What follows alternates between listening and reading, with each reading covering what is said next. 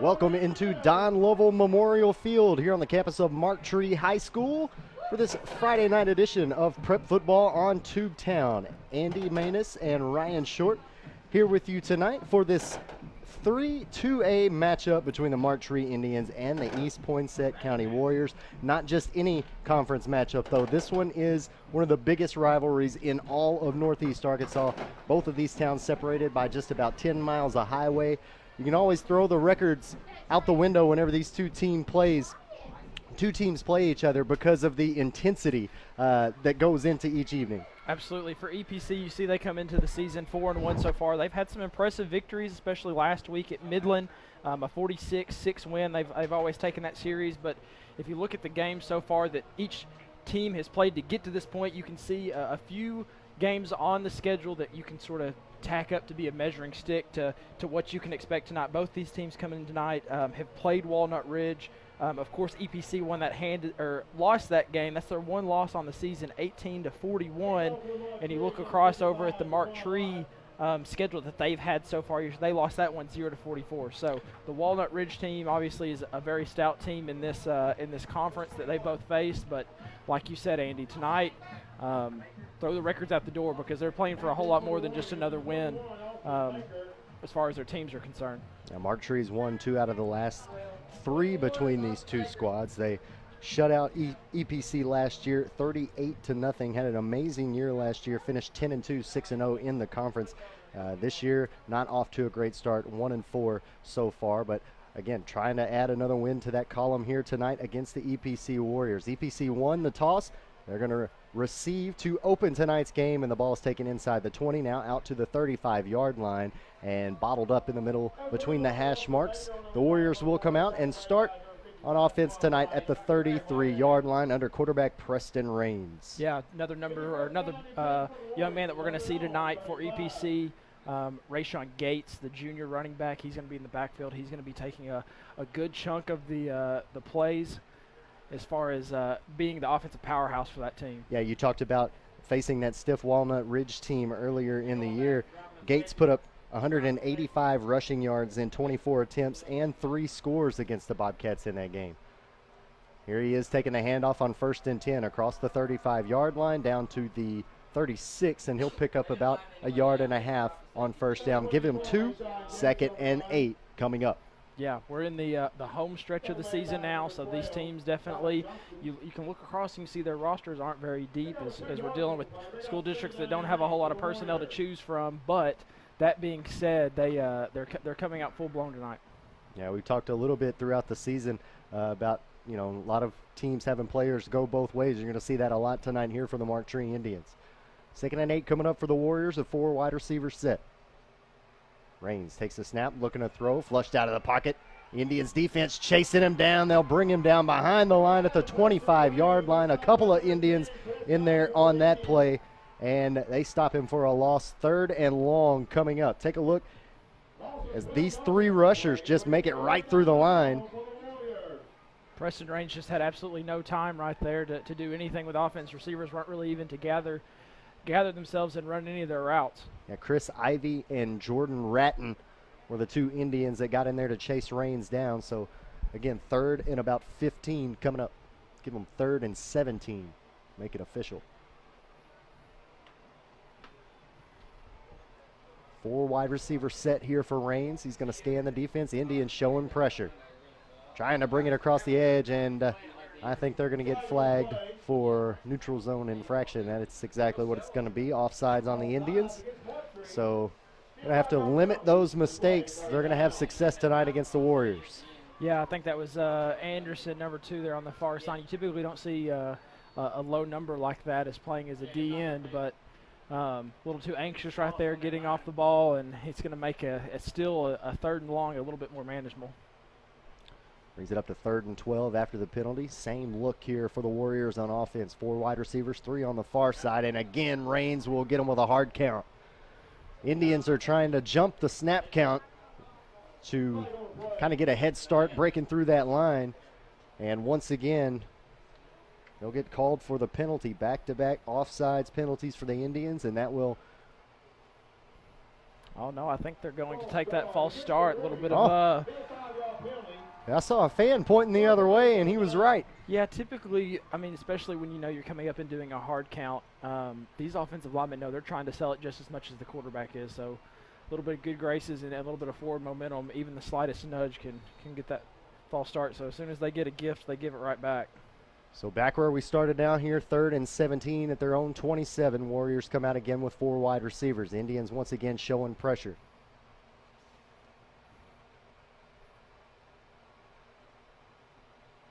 There's the snap. Handoff, fumble. Oh, what do Warriors are going to pick it up across the 30-yard line, and a big hit from behind there.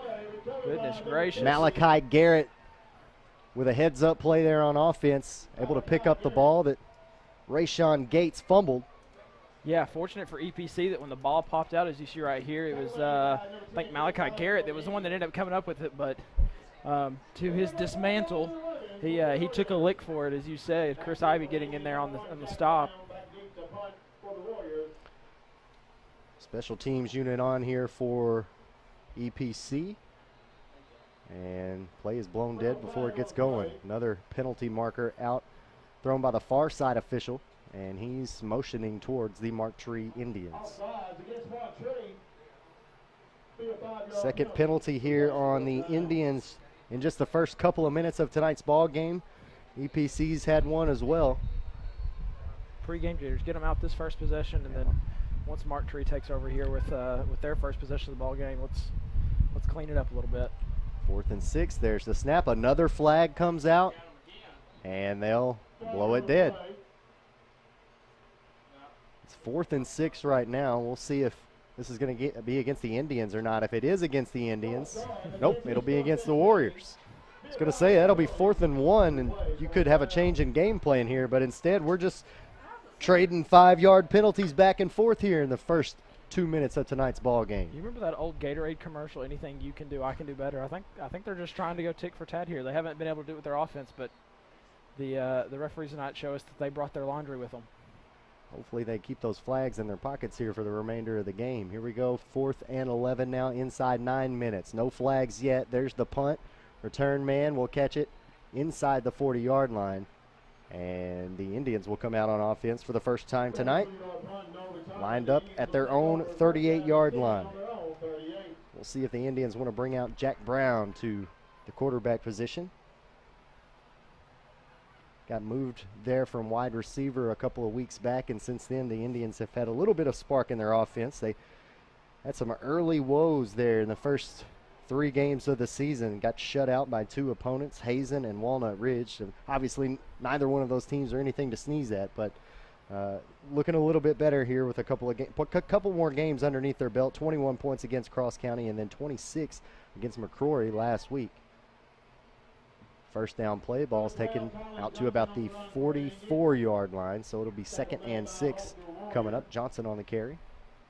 Echoing what you were saying a second ago about this offense, when you get into the later stages of the season and you're 1-4 starting out, you start to look forward and you look to see who's going to be your key contributors next year. So that switch to quarterback is hopefully not only a spark for the offense, but you have to start developing him, because he's more likely going to be your starter for at least next year.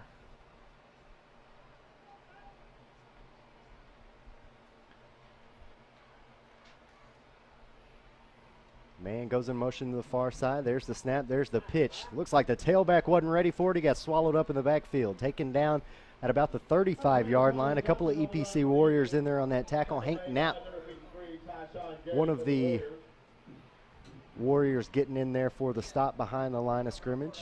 As you can see right there on the replay, he just came completely unattested there on the near side in. Absolutely blew up the play. Really had no opportunity for it to get started for Johnson.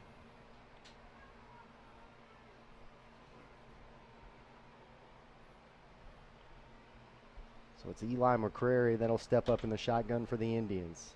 Waiting for the snap. Looking to throw. Takes a shot downfield. Got a man with a step on the defender. Brought down inside the 5-yard line. Taken down at the 2. But what a pass on 3rd down to move the Indians into the red zone. They've got it 1st and goal now at about the 2-yard line. Man, you line it up, and you really, I mean, you can't expect anything different right there. Backyard pitch and catch, you see right here, just a simple 3-step drop, and gave one little pump fake there, but for the most part, it was just a blown coverage right there. And as you see, Chris Ivy just completely uncontested, ended up getting caught, but Indians are knocking on the door here, first possession of the game. Will come out 2 wide receivers. McCrary with a tailback to his left. That's Jamaria Anderson standing to his left, and he'll get the handoff. Cuts up the middle. He's across the goal line. The Indians will take a 6-0 lead here with 7:12 left to play in the first quarter. That's the way you want to start a rivalry game. Absolutely. For Mark Tree, you couldn't have drawn it up any better. I mean, obviously you had those tick-for-tack penalties to sort of getting the pregame jitters out, but you get essentially a three and out for your defense, and then you come out and you're faced with a long third down, but nice little chunk down the field, 59-yard completion, basically headed up that drive, and they're able to knock it into the end zone. A.J. Johnson with the extra point attempt. Looked like it went off the offensive line, or somebody got a hand on it. It'll fall harmlessly to the grass, and the score will be 6-0 again. 7:12 left to play in the first quarter. The Indians lead the Warriors here on Tubetown, live local from Ritter Communications.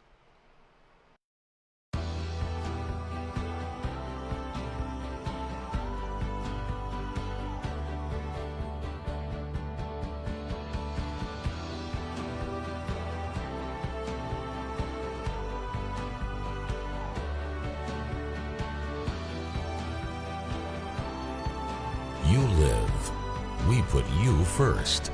Introducing You First Banking, only at First National Bank. Andy Manus, Ryan Short back here with you at Mark Tree, where the Indians have started with a 6-0 lead over the EPC Warriors. 7:12 left to play here in the first quarter. It's a 2-yard touchdown rush from Jamaria Anderson that puts the Indians up by a touchdown. They missed the extra point, but not a bad way to open up this football game. 4 plays, you take it about 60 yards downfield, and it results, again, in a touchdown. There's a short kick. It'll be taken inside the 40. Taken down on the far sideline at about the 45-yard line, and some pretty good starting field position here for the Warriors for their second time out. They went 3 and out after trading back-to-back penalties. They're on 3rd and 4th down with the Mark Tree Indians, but they're going to try to come out and have a little bit more success here on their second drive of the game. Yeah, don't expect that to be a common theme that we see tonight. They've shown week after week that they can successfully put 25, 30, 45 points on the board. So it may have been an instance where they came out and they got a little bit shot in the own foot, slow going, but don't expect that to keep up. Yeah, they're outscoring opponents so far this year, 164 to 122. Yet to put up any points here tonight in the first quarter. Here's Gates trying to find the edge over there on the far sideline, and he can't find it. Instead, it's the Indians who will stop him for a loss. It'll now be 2nd and about 15 coming up. Take a look as the Indians are making short work of this offensive line for the Warriors so far through the first 2 possessions. Yeah, that was Anderson once again that we've seen him. They got him for that offsides penalty on the first possession that EPC had. It was obviously on Mark Tree, but he's definitely king on that back, and anytime that he's taken off in motion, he's able to shoot up there and cause a little bit of disruption for EPC.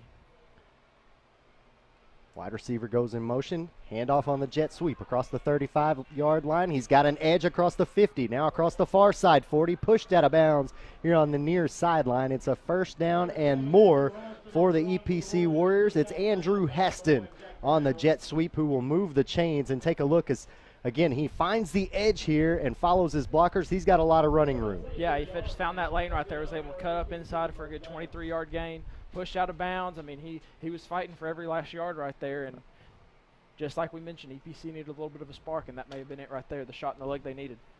Third play of this drive here coming up. Started on their own 40. They've moved it down to the Indian 37. 6:21 remaining in the first. 3 wide receivers set here. Pitch out to Gates. Gates following his blockers. It'll be slung out of bounds on the far sideline. No, he didn't even make it to the out of bounds mark. I saw the referee keep waving the clock. But what a hit over there on first down. That's one thing we take for advantage on these grass fields that we don't see very often. They plan these for drainage, but when we get to that far side of the field, you can't really tell where out of bounds is. It looks like a vicious throw out of bounds there, but he He just tackled him bounds. The clock's going to keep running. Yeah, lost his helmet there and everything. What a hit by the Indians.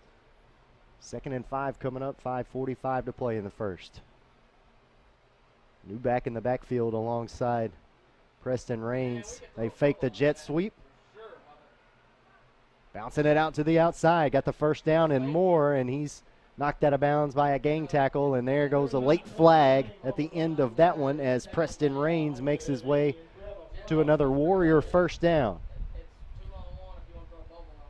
I think that time the hit may have came just a little bit too late. I'm sure when they went over there that last time they warned Mark Tree of it, but that's something that you just can't allow to keep happening. Well, let's take a look and see what the call is from the official. And it is going to be a face mask on the Indians. So not quite a late hit. Let's take a look at one more time at this option keeper here by Rains. Great move at the line of scrimmage to juke to the outside, and then shows his speed as well. Right there at the end. There you see the rip around there by, looks like J.J. Brown getting in there. Love to see the hustle by Mark Tree, getting a lot of gold hats around the ball, but unfortunate face mask penalty there. Fake the jet sweep, bounce out to the left with Gates. Gates cuts it up the field. He's across the 5-yard line, and he's down near the goal line. He might be in. Still no signal from the official, but there it is right there. He's stopped right at the 1-yard line, I believe. So now it'll be 1st and goal coming up here for EPC, and they moved it down the field real quick and in a hurry. Yeah, keeping the ball on the ground, just doing what they know works for them, stretching the field. They're not only getting yardage, but they're also working both sidelines and getting a lot of distance out of it. About 2 minutes gone by. This is the 6th play of this drive. It's a quick snap from Rains, and Rains is just going to keep it himself and take it across the goal line. He'll tie this one up at 6 with 5:02 left to play in the first quarter. Pretty simple play there. You just hand it off to your big quarterback and let him run it in. Yeah, absolutely. And you love to see for EPC coming out and responding to that first drive where they were kind of spoiled 3 and out. We mentioned it earlier ago. This isn't an offense that we expect to hang up a goose egg, and of course they haven't already. Looks like they're going to come out and attempt the 2-point conversion here to try to get a 2-point lead here in this ball game. There's the jet sweep. They're going to hand it off. Trying to find the pylon. He gets pushed out of bounds. Again, that was Andrew Harston looking for the goal line, and he couldn't find it. So we've got a tie ball game here, 6-6 between the Indians and the Warriors. This rivalry conference matchup all knotted up with 5:02 left to play here in the first quarter. You're watching it on Tubetown, live local from Ritter Communications. You've got a lot of choices when you buy home furnishings. There are many reasons to choose Hubbard & Hoke Furniture, Blyville and Osceola. At Hubbard & Hoke, you'll find a great selection of furniture, appliances, bedding, and electronics with outstanding service, 6 ways to finance your purchase, and free local delivery. Plus, you'll get a great deal every day on name brands you know and trust. Great deals, outstanding service, and free delivery. You're going to love Hubbard & Hoke Furniture, Blyville and Osceola. Andy Maness and Ryan Short welcome you back to Don Lovell Memorial Field here in Mark Tree, where the Indians and the East Poinsett County Warriors all tied up at 6 with 5:02 remaining here in the first quarter. It was Preston Rains rushing it in on a quarterback keeper from 1 yard out. They went for the 2-point conversion to try to take the lead, but could not get it. It was a jet sweep attempt from Andrew Harston, and that again results in this 6-6 stalemate we have so far here in the first quarter.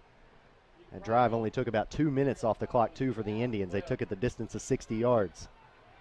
Kickoff taken across the 20, 25-30, 35-40, and tackled from behind as it was Andrew Lung who was tiptoeing his way up through the special teams unit of the Warriors. Boy, he was on his tiptoes the whole way. It looked like just carving a path out before somebody finally caught him from behind. Yeah, it didn't look like he fully ever got up to his top speed. No, he definitely was waiting to see if the hole would develop there, and basically just followed the return the play they had. You see him right here. He's just casually waiting for that hole to open up, and then right there he sort of hits the Jets, and he realizes he has a chance tackled from behind. But looks something that we may see later on in this game, as many kickoffs that we're going to see, letting those holes develop, and special teams can play a big part in this one. And that was, beg your pardon, that was actually Jamaria Anderson there on that return for the Mark Tree Indians. It's a 1st and 10 carry this time. I believe Kylan Johnson on the carry. He's going to pick up about 4 yards on first down. So now 2nd and 6 coming up. Coming out having a little bit of success on the ground. We know that last drive, they had that 59-yard strike that set up that scoring play that we ended up seeing. But Mark Tree, they're coming out. Their record may not reflect it, but they're ready for a battle tonight. 2 wide receivers lined up on the far sideline. It's a high snap, and McCrary's got to chase it down.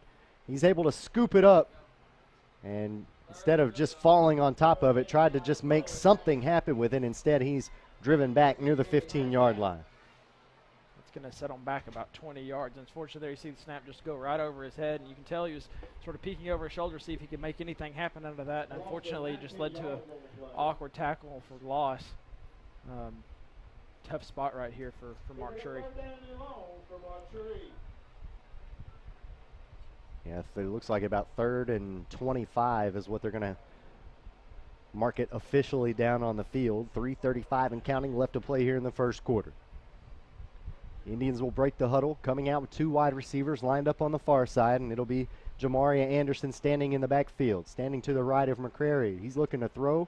Got to step up in the pocket, runs into his own lineman, dropped, lost the football. We'll see who comes up with it, and it's EPC who falls on top of it, and the Warriors are taking advantage of a turnover here with 3:14 left to play in the first quarter. Watch the hit here from behind. McCrary just trying to make something happen. That ball just poor ball security right there. It leads to the ball coming out, and I mean that drive from Mark Tree just absolutely horrendous. You have the snap that went way over the head, and then force your way back 3rd and 25. You're just hopefully getting it to your punt team to kick the ball away and flip field position just a little bit, even if they start at the 50. But right there, EPC already in the red zone. We'll start on the Indian 17-yard line. Harston goes in motion. Raines looking to throw. Tosses it over the middle. It's incomplete. Intended receiver looked like he was trying to get it out to TJ Bush. And it's 2nd and 10 now coming up. Simple crossing route right there. First attempted pass that we've seen tonight. And had a receiver downfield. Gave him the opportunity to make the play, but not able to reel it in.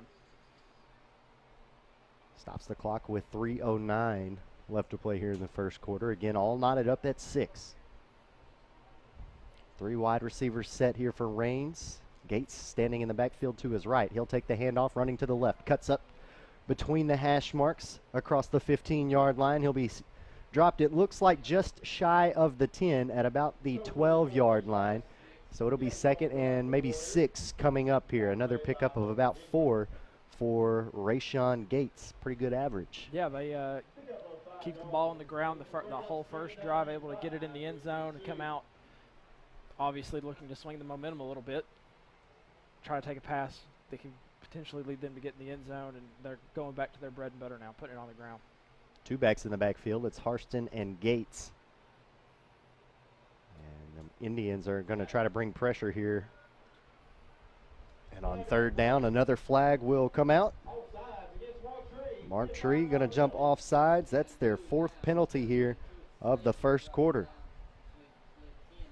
Absolutely shooting themselves in the foot. I mean, that's 30 yards racked up in penalties already, and if you take to count the 20-yard loss that they had with the snap over the quarterback's head, they're just – Mark Tree really needs to compose themselves right here. They came out and they looked good when they threw the ball in the air and was able to get those first 6 points on the board, but since then it's kind of sputtered out for them.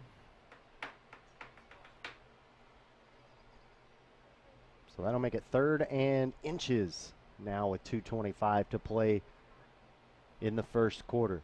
They'll line up in the I formation now, a new look for the Warriors. It's going to be Raines just taking it himself across the first down marker. He's down inside the 10-yard line, pretty close to, it looks like, the 5. He might be inside the 5, but it'll be 1st and goal coming up either way for the EPC Warriors. Take another look at the replay. He just bullies his way in there.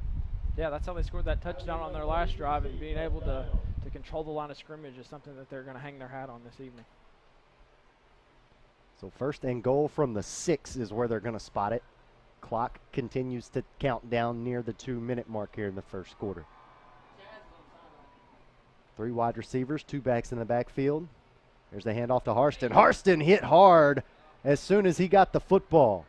Great job by the Indians. I think that was Jamaria Anderson getting in there and taking out Harston's legs. We've called his name quite a few times, not already Anderson, as you see him shoot right here, basically uncontested from this end. And yeah, absolutely watch able to number 2 disrupt right the there. whole Woo. play.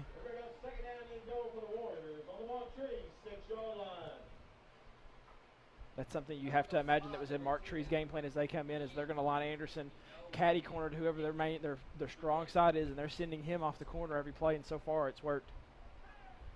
2nd and goal now coming up. No gain on first down. Harston, they fake the jet sweep to him. It's Gates who takes the handoff to the left. He'll cut up, and he'll go across the goal line for another EPC touchdown. 1:15 remaining here in the first quarter, and it's a 6-yard touchdown rush that time from Rayshawn Gates. And watch him, as soon as he finds the corner, he just cuts it up right across the goal line. Yeah, great block there on the outside by James Lard. He was able to seal that corner and be able to allow him to cut up right there. But EPC has so many moving parts to their offense, and it's, if you're not reading the right keys, it's going to lead to a Mark Tree defense that's just really going to be playing off their heels. And with the speed that EPC has, that's not going to fare well for them. They're going to go for 2 once again here. They failed their first 2-point conversion. They're going to try to nail it this time, though. Looking to throw, passed out, incomplete. Trying to hit his wide receiver on an out route towards the far sideline, and he can't haul it in. So the score will be 12-6 with 1:15 remaining here in the first quarter after that 6-yard touchdown rush from Rayshawn Gates. We'll be back in a moment with more of the first quarter here on Tubetown, live local from Ritter Communications. Life doesn't always go as planned. So when a power surge affects your TV, or a breakfast mishap takes out your laptop, Guardware multi-device protection gives you peace of mind, knowing your devices will be repaired or replaced with just one call and without breaking the bank. Protection you can trust. Guardware from Ritter. Enroll today to keep what matters most protected tomorrow. It's a 6-yard touchdown rush from Rayshawn Gates that puts the EPC Warriors on top of the Mark Tree Indians here in the first quarter, 12-6 with 1:15 left to play before we head to the second.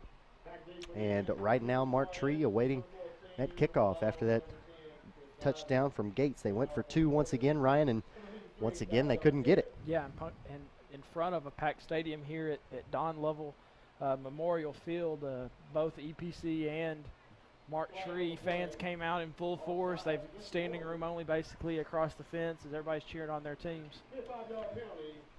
Penalty on the kickoff, and it will be a re-kick for EPC. Must have had somebody run ahead of the kicker there, so a little false start. Just their 3rd penalty in the game compared to Mark Tree's 4. It's been a fairly quick first quarter so far. Both teams have had successful drives and then some that have sputtered out. A lot of penalties that we've seen from both sides, but so far for a Friday night football game in Northeast Arkansas, you can't ask for much better competition that we've seen between these two teams. Yeah, EPC is taking no time to score, really. Both of their drives, their first one took 6 plays, about 2 minutes off the first quarter clock, and then the second drive, the last drive, was 5 plays, 17 yards. They didn't have far to go. Still took about 2 minutes off of the clock. This could be dangerous right Yep. here. Scooped it up off the turf across the 30, now across the 35-40, down the far sideline. One man left to beat with a spin move. He'll make it down across the far side 45 and be dropped at about the 42. Jamaria Anderson showing off his special teams skills here tonight with some of his returns. You can tell that Anderson, he just has that next gear, that whenever he sees that lane open up, that he hits the hole, and it's going to take a strong young man to bring him down in an instance where EPC is backed up 5 yards and they're trying to kick it as far down the field as they can, outkick their coverage a little bit, and just like that, Mark Tree's going to flip field position and be able to get this drive start off in their own territory. Now they'll start on the Warrior 43-yard line. Come out 1st and 10. Fumbled on their last drive. We're going to try to avoid that here on this one. McCrary will send a man in motion. He's going to keep it himself. Rushes ahead across the 40-yard line down near the 35. They'll spot him at about the 36, but a nice little pickup there by the quarterback, Eli McCrary. It'll be 2nd and about 4 coming up. Positive yardage on the first play from the line of scrimmage. always good, especially when you came out last drive and had a few little mishaps, and of course all of the penalties we've seen so far. So Mark Tree, I mean, obviously we can talk about the lack of personnel that both these teams have, but keeping the ball on the ground and keeping these legs fresh is something that we're going to see throughout the ball game tonight. Yeah, and that gives you a little bit more confidence as the quarterback, too, with a nice little carry on first down after fumbling it your last time out. Two wide receivers lined up on the far side here for McCrary. It's a low snap, but he gets it to his tailback across the 35-yard line down to the 30. It's Johnson on the carry. I believe he's got the first down yardage he needs.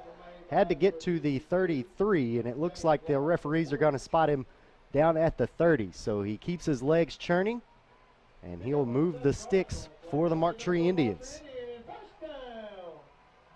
Got a little bit of momentum working for them right now, do the Indians. Mark Tree faithful on this side, definitely pulling for the teams. They had the newspaper out with the homecoming flyer before tonight's game. And before they can get the snap off here on 1st and 10, the first quarter will come to an end. So we're headed to the second quarter, 12-6 in a tight ball game. East Poinsett County has a 6-point lead over the Mark Tree Indians in this conference rivalry. We're back with more here on Tubetown, live, local from Ritter Communications. How much bandwidth will satisfy your home's hunger? The average household now has more wireless devices in use a day than ever before, including TVs, laptops, tablets, and smartphones. HD streaming and gaming can use large amounts of data and slow down speeds for other users. The more devices you use, the more bandwidth your home needs. So make sure you have enough bandwidth. Get up to 100 megs with internet from Ritter Communications. It's the speed you need to power all your devices. Call today.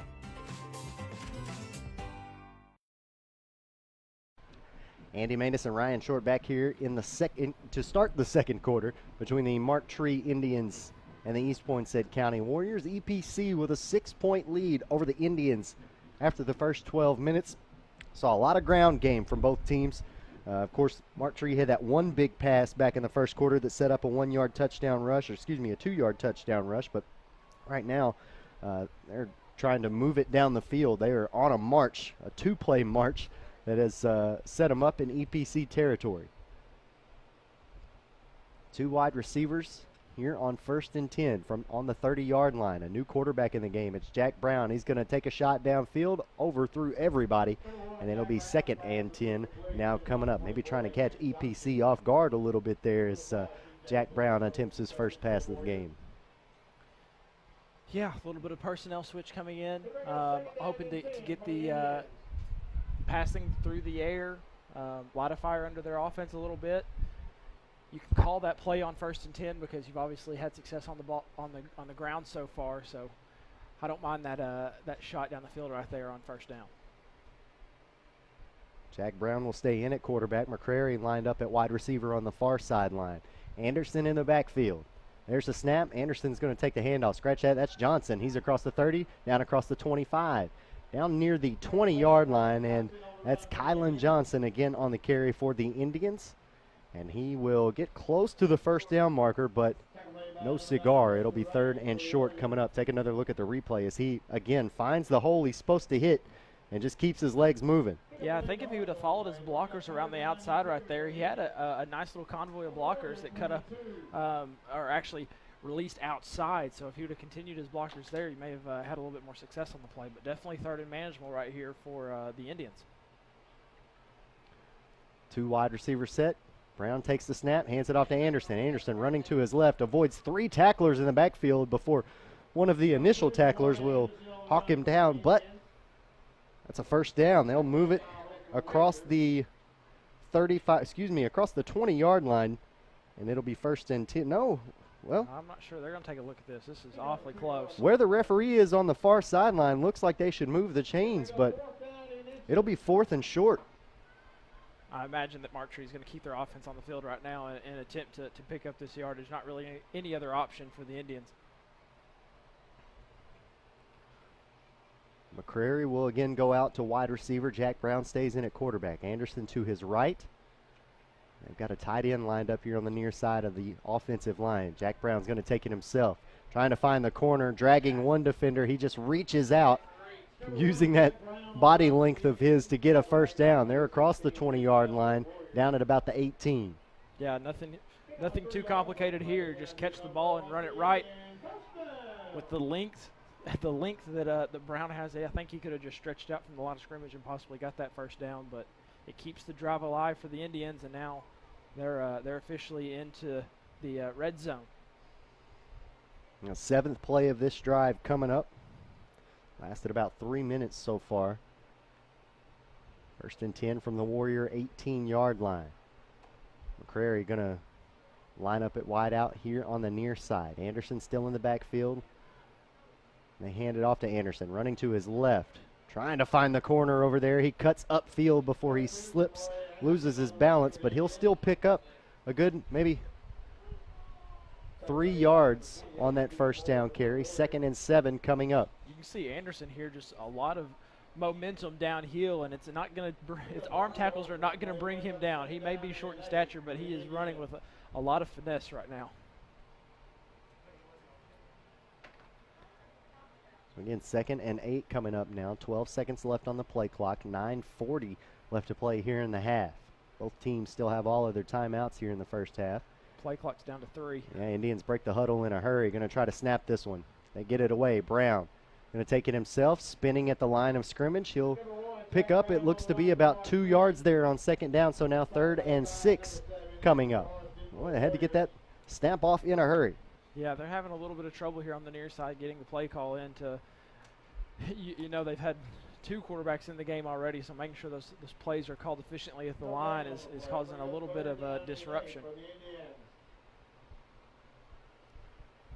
I believe McCrary is actually calling the plays in the huddle, and then when they break, it just who's going to come up and line up at quarterback. That's exactly what happens. You see him come and breaks the huddle now. 2 seconds left on the play clock, and they didn't nearly break that huddle in time. So they're going to have to burn their first time out of the first half.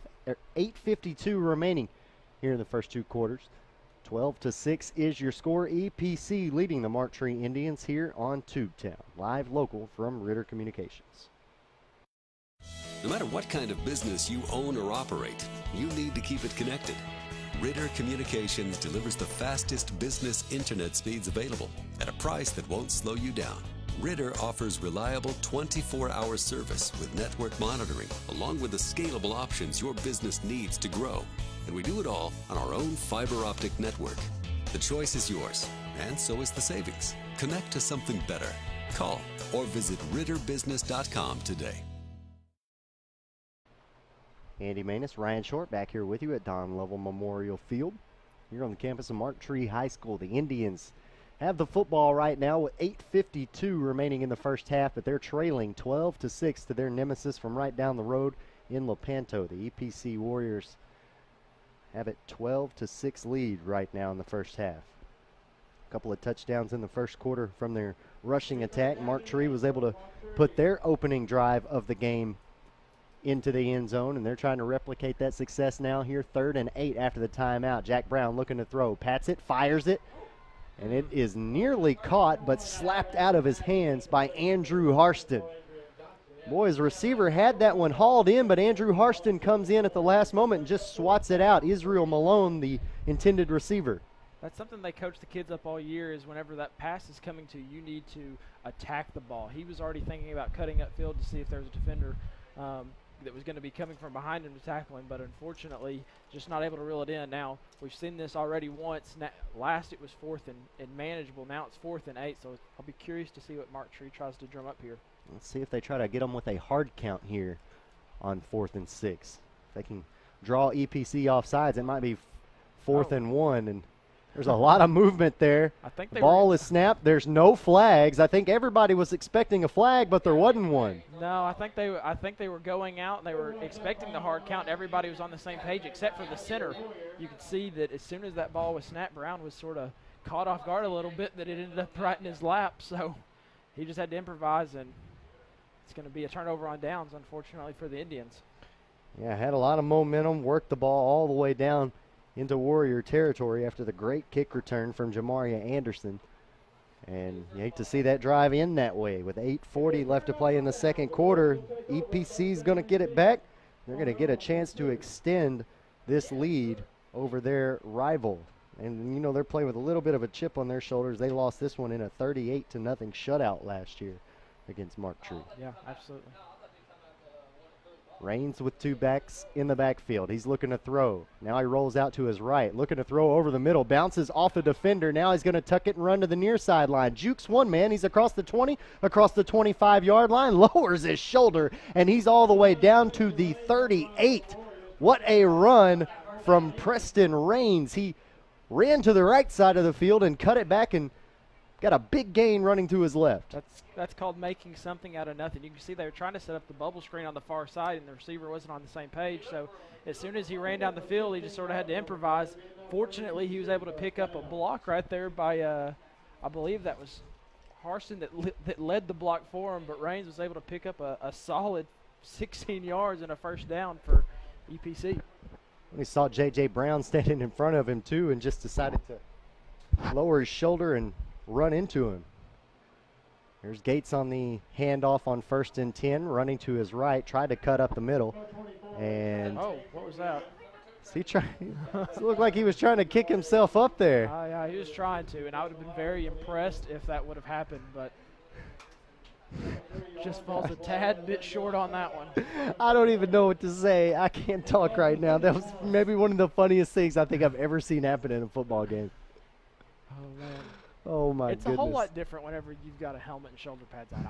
I'll say that a little bit heavier. He's done that on the playground. I guarantee you he has. He's impressed some people doing that before, but that time it just didn't pan out. Didn't work out for him. 2nd and 7 coming up here, but inside 7:45 left to play in the half. Gates standing to the right of Raines. Raines looking to throw. It's a little bubble screen on the far sideline that looked like it would have went for a pretty big gain there, but wide receiver Deuce Moore couldn't haul it in. Yeah, it just went right through his hands right here. You can sort of see whenever the ball was coming, he was already looking upfield, trying to scope out where he was going to go. As we've seen already tonight, McCrary's playing on both sides of the ball. We've seen him at quarterback and wide receiver, but he was waiting right there in anticipation for that bubble screen. He was still about 10 yards off the wide receiver, though, so he would have had to cover some ground. 3rd and 7 now coming up. 7:35 left to play in the quarter. Raines is under center, and I think the Warriors are going to jump off sides. They are.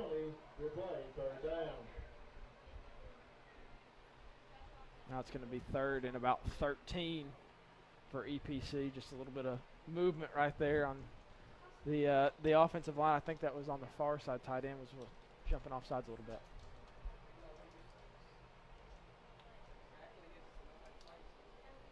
Let's see if we see Raines back under center here.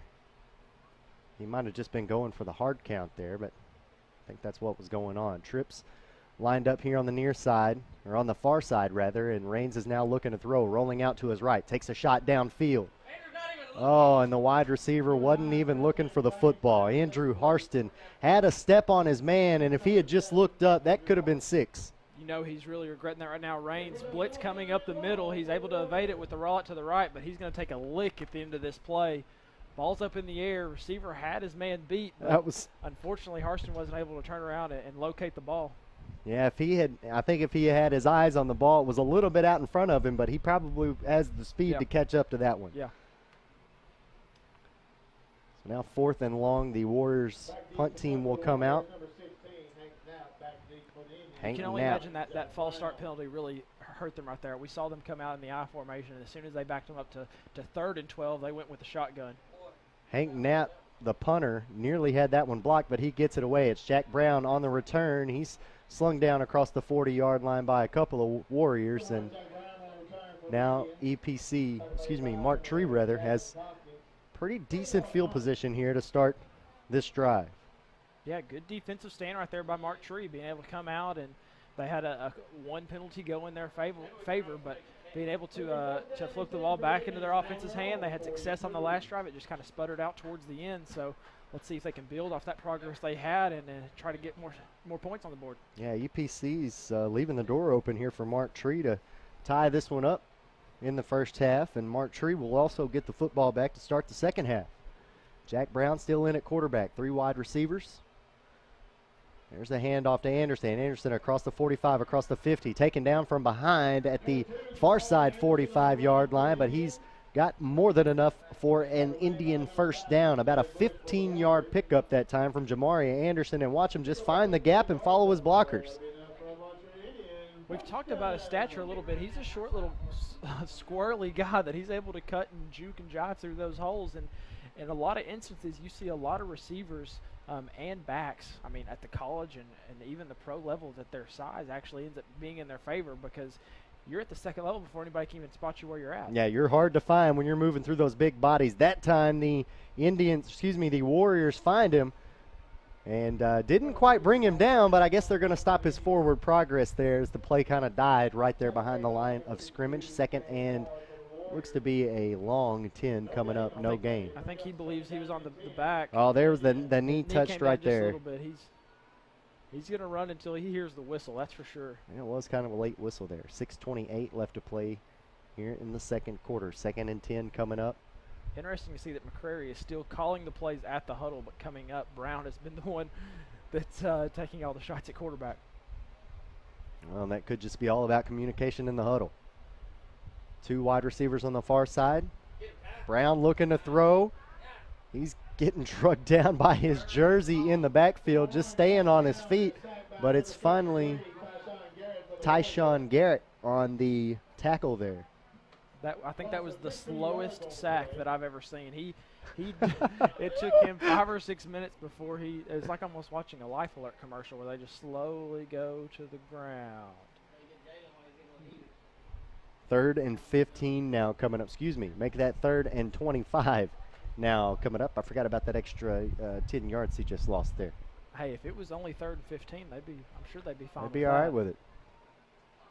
Would definitely trade it for where they're at now. Referees haven't even started the play clock yet. There we go. 6:02 and counting left to play. 3 wide receivers here for Brown with Anderson standing in the backfield. Sends a man in motion. Hands off on the jet sweep. Not a sweep. He just stopped right in his tracks and cut it right up between the hash marks. Down across the 45-yard line. And a pickup of about 5 yards there on 3rd down, and it'll be 4th and very long still to go. Take another look and watch the wide receiver. He just stops, doesn't continue to go to the outside, and just cuts it upfield. Yeah, I mean, I think he noticed where all those white hats were heading. They were going to force him out of bounds, so cutting it up right there may have been his best bet to try to get at least some chunk of yards back, but unfortunately only goes for about 5. Orlando Harper is on to punt now for the Marktree Indians. This is just the first time they've had to punt here tonight. They've had a fumble and a turnover on downs, and now we've got a penalty, which will stop this one before it gets started. And it's going to be against the EPC Warriors. Looks like it'll be another offsides penalty. So if we can see that back on replay, you can see the long snapper. He sort of has a little bit of forward momentum to get the ball out.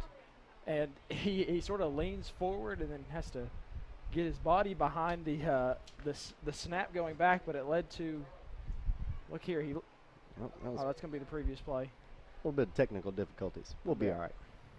Rayshon Gates standing back at his own 20-yard line, waiting this punt from Orlando Harper. Harper gets it up, short punt, but it's a high kick, and it'll take an Indian bounce down to about the 25-yard line.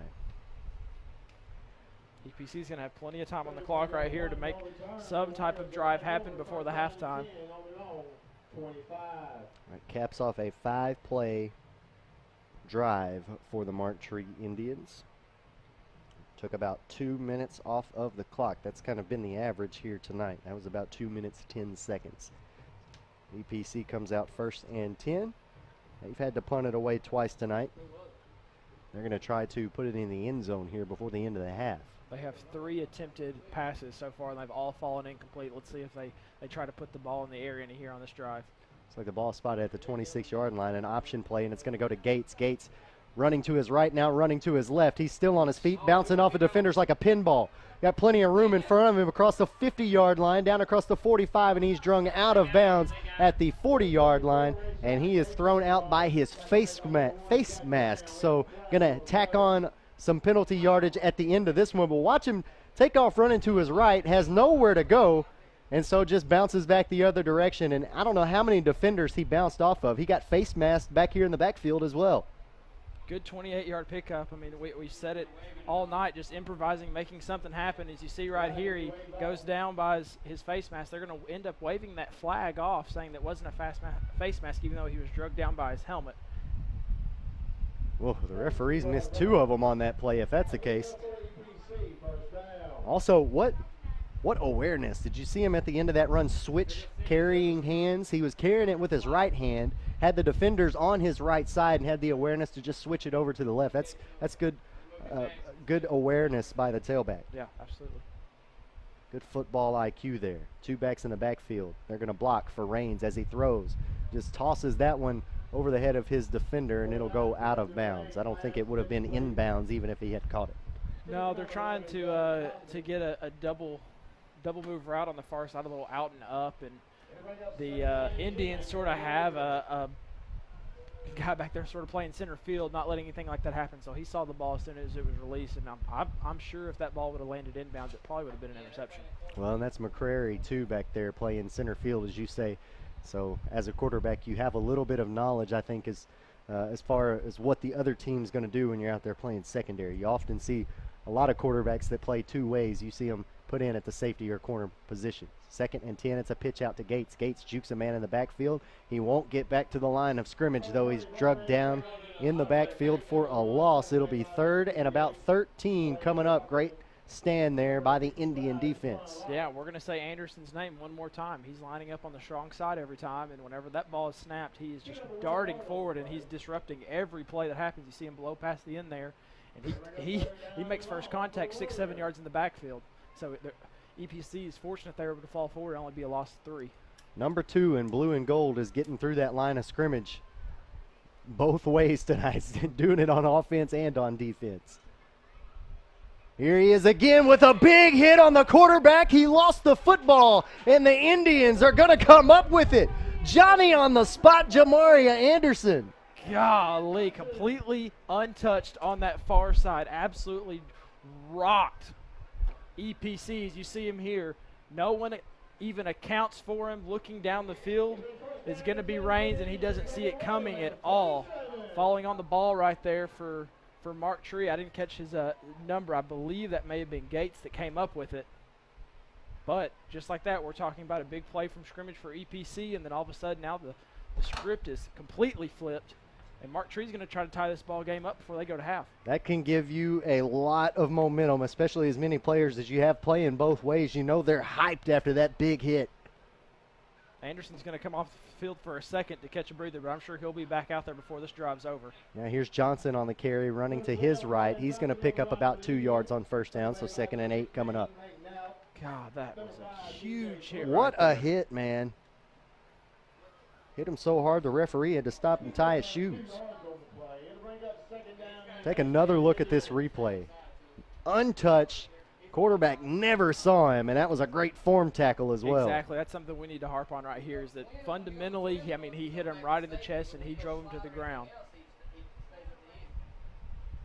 2nd and 8 coming up. 10 seconds left on the play clock as the Indians break the huddle. It's Jack Brown in at quarterback. McCrary lined up here on the near side.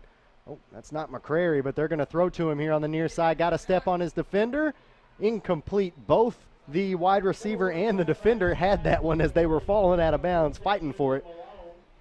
It wouldn't have mattered if anybody came up with it because it was out of play. Good throw down the field right here. Gave his receiver a little bit underthrown, but gave him an opportunity to catch it. Right on cue, coming back into the game is going to be Anderson, where it's 3rd and 8. Let's see what the Indians try to formulate right here. Also coming back on the field is McCrary, so they're going to have all their offensive weapons on the field for this 3rd and 8. 3:02 to play in the half. The Indians trail by a touchdown. 12-6 is the score. Got to get it down inside the 40-yard line at about the 36. There's the handoff to Anderson. Running to his left. He'll cut up between the hash marks. Lost the football. See who comes up with it here. Mark Tree's going to get it back. Like he's able to fall right back on top of it. Yeah, but it will be 4th down coming up here for Mark Tree. They're going to have to convert once again. Take another look at Anderson. Just cuts up between the hash marks and lost it here. I think Harston is the one who got in there and punched that one out. You can tell EPC, though, is causing a lot of disruption on the defensive front. Each time that Anderson has got the ball in the backfield like that, you can tell that he's running like his back's on fire because he can feel the pressure from those interior defensive linemen coming up the middle. And so far for Mark Tree, they've been able to get positive yards, but right there caused a little bit of disruption. 4th and 5, here we go. Jack Brown with Anderson standing to his right. 2 wide receivers and a tight end. And flags come out as the play clock, I believe, has hit 0. We're going to have a delay of game here on Mark Tree. Don't want to have that happen. You got to have awareness from your quarterback, and right there they did not have it. No, I think that's just a huge opportunity missed right there, not only for the quarterback, for Coach Waylon Dunn as well. I mean, you have to be aware right there of where the play clock's at, especially if you're going to come to the line and try a hard count to get the first down. Yeah, so that'll back them up. It'll be now 4th and 10 coming up. Ball spotted at the 46-yard line. Make it the 47-yard line. It'll be Orlando Harper standing at his own 40, ready to punt. And it'll be Rayshawn Gates standing at about his own 16, ready to return. There's the snap. Harston rushes the punter, nearly got his hands on it, and it'll go out to Gates. Gates thought about scooping that one up as it bounces inside the 20-yard line down at about the 15. I don't know how Harston got so close to getting that ball without hitting Harper. No idea. It came out like a knuckleball as it sort of moved down the field, so I thought somebody may have got a hand on it, but I think it was just a little bit of frantic behavior trying to get it out because that was awfully close right there to being a block punt. Yeah, Harston got awful close. And so we're going to have a timeout on the field with 2:07 to play here in the second quarter. I believe it's a timeout from the Mark Tree Indians. We're going to step aside along with them. 12-6 is your score here in the first half between Mark Tree and EPC. We're back to finish up this half right after this on Tubetown, live local from Ritter Communications. 911, what's your emergency? I'm home alone. Someone is trying to get in the back door. Find a safe place like in a closet or under a bed, okay? Okay. Be very quiet and don't worry. Your home phone gave me your location. Hurry. Help is on the way. Only a dedicated home phone can quickly pinpoint your address for emergency personnel. Cell phones can't. Keep your loved ones safe for less than 60 cents a day with a home phone from Ritter. Call today or go to rittercommunications.com. Andy Maness and Ryan Short back here in Mark Tree, where the Indians still trail the EPC Warriors 6-12 with 2:07 left to play here in the second quarter. EPC going to have it on their own 16-yard line after that timeout, and a nice little punt from Orlando Harper.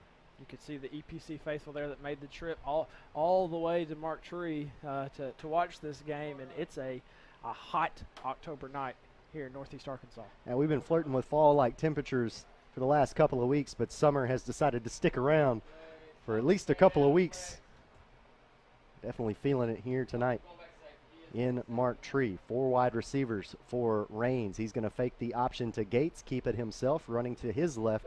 He'll get it down near the 20-yard line. He'll pick up about 2 yards, make it 3 on that first down carry. 2nd and 7 coming up now for the Warriors. Going to really tell right here what the mindset of EPC is before they go into the half. They've got a 6-point lead, but so far they've attempted 4 passes tonight. All of them have fallen incomplete. So if you're trying to get 6 more points on the board, got to keep an eye on the clock as it dips under a minute and a half in the first half. 2 wide receivers on either side for Raines. Gates standing to his left. Raines is going to throw to his right. Out of the flats, it's Harston. Harston is dropped near the far sideline, doesn't get out, so the clock won't stop. It'll keep running with about 1:20 left to play in the half, and it'll be 3rd and short coming up here for the Warriors. Make it about 3rd and 3. I think he just lost his balance there on the far side. He was trying to get out of bounds, but trying to put on the brakes and lost his footing. Well, EPC still has all 3 of their timeouts, so they can stop the clock if they wish. Here's Raines under center. He's going to rush ahead, and oh, speak of the devil, timeout called here by EPC. So they now have 2 remaining here in the first half. With 55 seconds remaining, Mark Tree still has 1 of theirs. It is a tight ball game here as we end the second quarter. 12-6 is your score. EPC still with a lead over Mark Tree. We're back with more of the second quarter right after this on Tubetown. Introducing Ritter Home Security. Ritter takes care of protecting what's most important to you, from threats like unwelcome visitors and fire, to making your life easier by putting the control of your home at your fingertips. Use the free app to shut the garage, lock the door, turn off lights, arm the system, and more. You can even turn back the thermostat to help save money on your energy bill. Plus, get a snapshot when your kids get home. It's smart, beautiful, convenient, and ready for your busy life. Ritter Home Security. Andy Manus and Ryan Short back here with you. Late in the second quarter, 12-6, EPC leading Mark Tree with 55 seconds remaining. It's a 3rd and 3 coming up for EPC. Got the ball on their own 24-yard line. It's an empty backfield for Preston Rains. Haven't seen this look yet. They're going to throw it to the slot man over the middle, and once again, Harston wasn't looking. Second time tonight they've tried to hit Harston, and he wasn't even looking for the football. Wow, he raises his hands up, shrugging his shoulders. That almost hit him in the back of the head. If he would have turned around right then, he would have had it. You got a good angle at it right here. I think that's a miscommunication. He was looking to run an out route. Should have been running an in route there. Yeah, if he would have just got past where he needed to be for the first down and planted himself right there, it would have been a first down and easy completion. Yeah, slant out versus a slant in. Should have been running that slant in route. 4th and 3 coming up. EPC, how about this? Going to keep their offense out on the field, going to go for it here. Or could just be looking for a hard count, try to draw the Indians off sides. We'll see what they do. Well, the play clock is down at 0, and out comes a flag, so it'll be delay a game.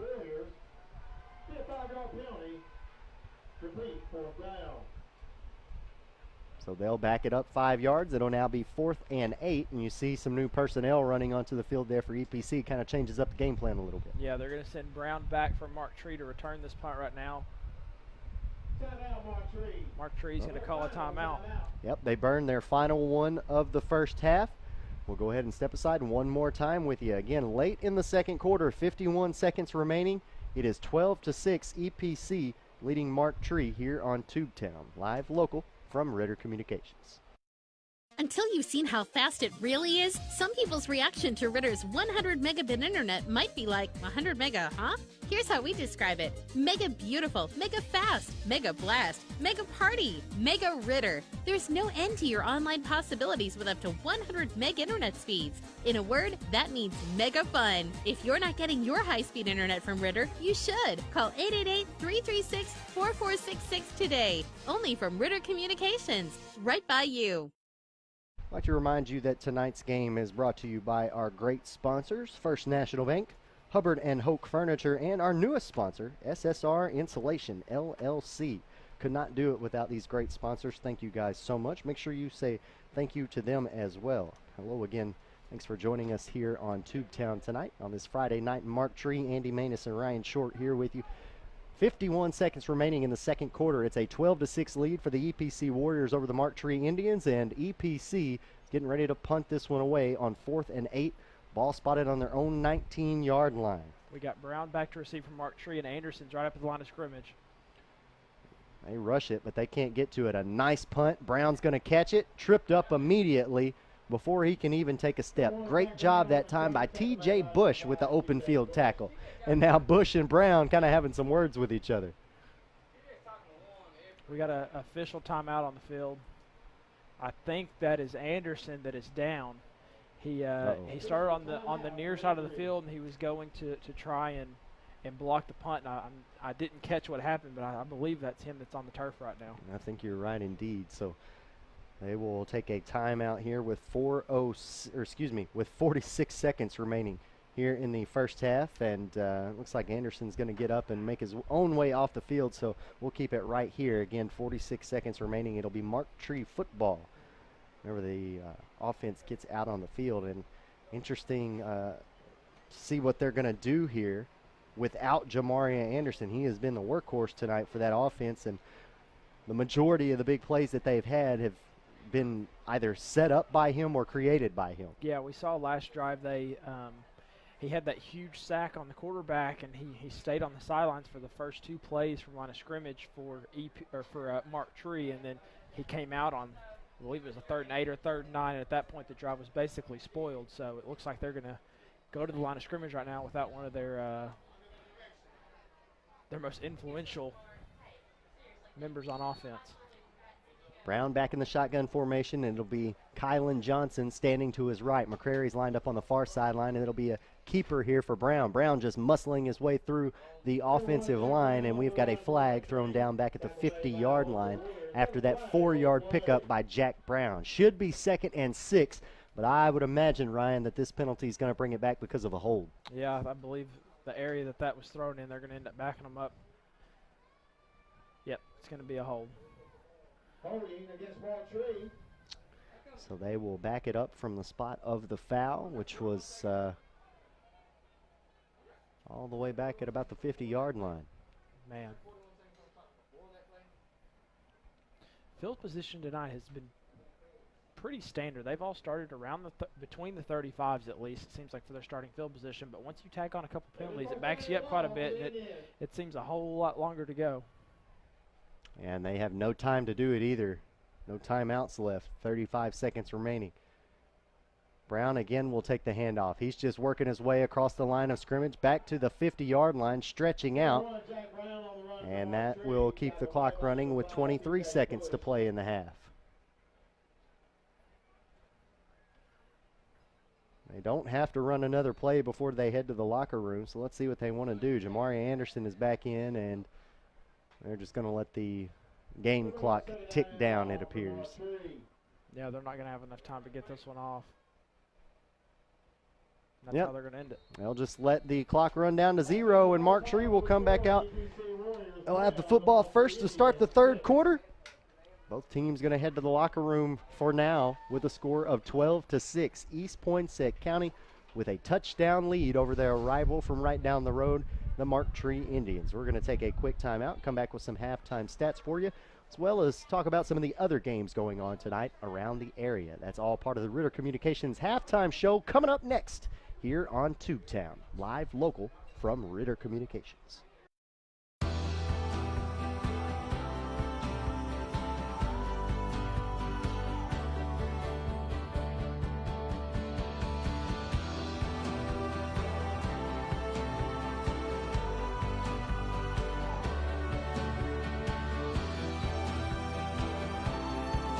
You live. We put you first. Introducing You First Banking, only at First National Bank. You've got a lot of choices when you buy home furnishings. There are many reasons to choose Hubbard & Hope Furniture, Blytheville and Osceola. At Hubbard & Hope, you'll find a great selection of furniture, appliances, bedding, and electronics with outstanding service, 6 ways to finance your purchase, and free local delivery. Plus, you'll get a great deal every day on name brands you know and trust. Great deals, outstanding service, and free delivery. You're going to love Hubbard & Hope Furniture, Blytheville and Osceola. Life doesn't always go as planned. So when a power surge affects your TV, or a breakfast mishap takes out your laptop, Guardware multi-device protection gives you peace of mind, knowing your devices will be repaired or replaced with just one call, and without breaking the bank. Protection you can trust. Guardware from Ritter. Enroll today to keep what matters most protected tomorrow. How much bandwidth will satisfy your home's hunger? The average household now has more wireless devices in use a day than ever before, including TVs, laptops, tablets, and smartphones. HD streaming and gaming can use large amounts of data and slow down speeds for other users. The more devices you use, the more bandwidth your home needs. So make sure you have enough bandwidth. Get up to 100 megs with internet from Ritter Communications. It's the speed you need to power all your devices. Call today. No matter what kind of business you own or operate, you need to keep it connected. Ritter Communications delivers the fastest business internet speeds available at a price that won't slow you down. Ritter offers reliable 24-hour service with network monitoring, along with the scalable options your business needs to grow. And we do it all on our own fiber optic network. The choice is yours, and so is the savings. Connect to something better. Call or visit ritterbusiness.com today. 911, what's your emergency? I'm home alone.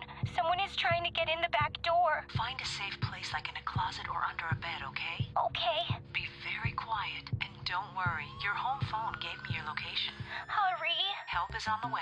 Only a dedicated home phone can quickly pinpoint your address for emergency personnel. Cell phones can't. Keep your loved ones safe for less than 60 cents a day with a home phone from Ritter. Call today or go to rittercommunications.com. Introducing Ritter Home Security.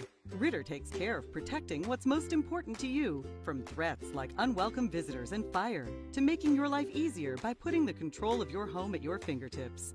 Use the free app to shut the garage, lock the door, turn off lights, arm the system, and more. You can even turn back the thermostat to help save money on your energy bill.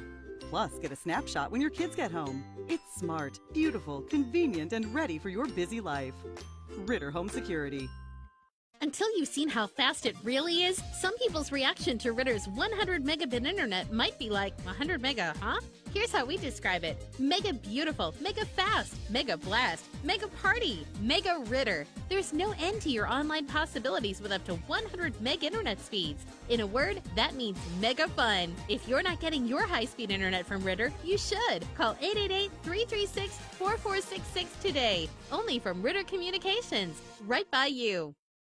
For your smartphones, tablets, phablets. For the browsers you carry in your trousers. Wowzers! For your big screens and small screens, short screens and tall screens, get speed that screams. From the top of your desk to the palm of your hand, it's the fastest internet speed in the land. There's no end to your online possibilities with up to 100 meg internet speeds. If you're not getting your internet from Ritter, you should. Call 888-336-4466 today. Ritter Communications, right by you. High-speed internet for every grown-up, grandparent, kid, teen, and in between. Ritter's got it. Every JPEG, MPEG, and GIF for the working mom or the working stiff, loaded in a GIF. Whether you're a blogger, gamer, or pixel tamer, don't be a slow-speed blamer. Don't waste your time waiting to load that page. Get Ritter high-speed internet. It's all the rage. There's no end to your online possibilities with up to 100 meg internet speeds. Only from Ritter Communications, right by you. You work here, you play here, you live here, and yet most of what you watch on television is about somewhere other than here. Until now, we proudly present Tubetown, TV about you. Tubetown is a Ritter Communications exclusive network featuring local sports, community events, unique and original programming from our community. Tubetown takes what's best about television, what's best about the community, and brings them together. Tubetown, only from Ritter Communications, right by you. Technology was supposed to make our lives easier. No one told us about the plethora of glitches, viruses, hackers, hundreds of passwords to remember, and getting all our tech to sync up.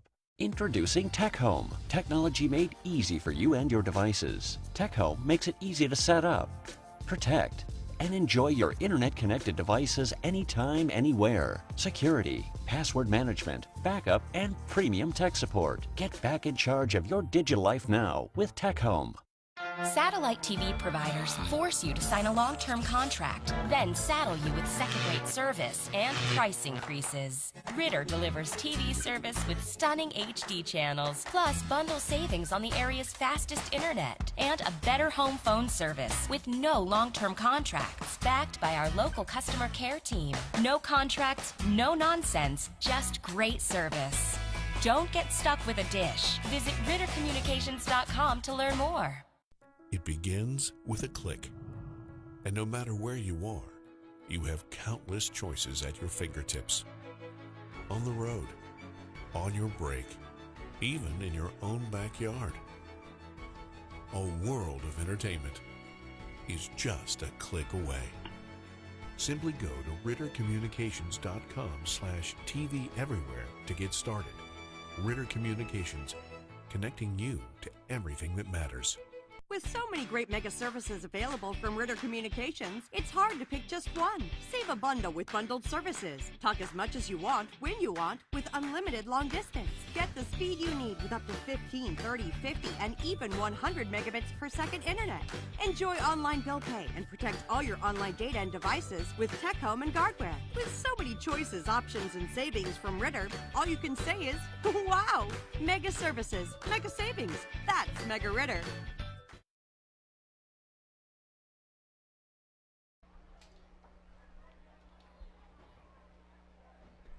Andy Maness and Ryan Short welcome you back to Don Lovell Memorial Field. Here at halftime, Mark Tree trailing the EPC Warriors by a score of 12-6. A little bit of technical difficulties there with our graphic operators, but don't worry, still got another half of football to get it straightened out. Again, 12-6 is your score. EPC leading Mark Tree. It's been a fun, close ball game to be a part of so far tonight, Ryan. A lot of ground game, but that second quarter seems like both teams just kind of stalled out on offense. Yeah, the first possession of the game, we see a great defensive stand by Mark Tree, and then obviously they're able to come out and have that 59-yard pass, get them inside the 2-yard line, end up knocking that home, first score of the game. Since then, they've kind of been held quiet for the most part, and then EPC is able to answer, get 2 scores for themselves. 2 attempts at 2-point conversions, both of those failed, so we've got a 1-score matchup on our hand, and we're geared up for a great second half. Yeah, all of the points that have been scored so far tonight were scored in that first quarter, and again, both teams just kind of really played excellent defense there in the second. You take a look at the halftime stats of the first 2 quarters. EPC leading the way with 96 rushing yards compared to Mark Tree's 35. Within the Indians, hooking up on a big passing play there in the first quarter that set up their only touchdown. That's why they've got 59 passing yards versus EPC's 5. But you see that EPC just a slight advantage in total yardage, 101 to 94. And the penalties, both teams playing very even and very, I guess you could say, undisciplined as each other. 6 penalties throughout the first half for both teams.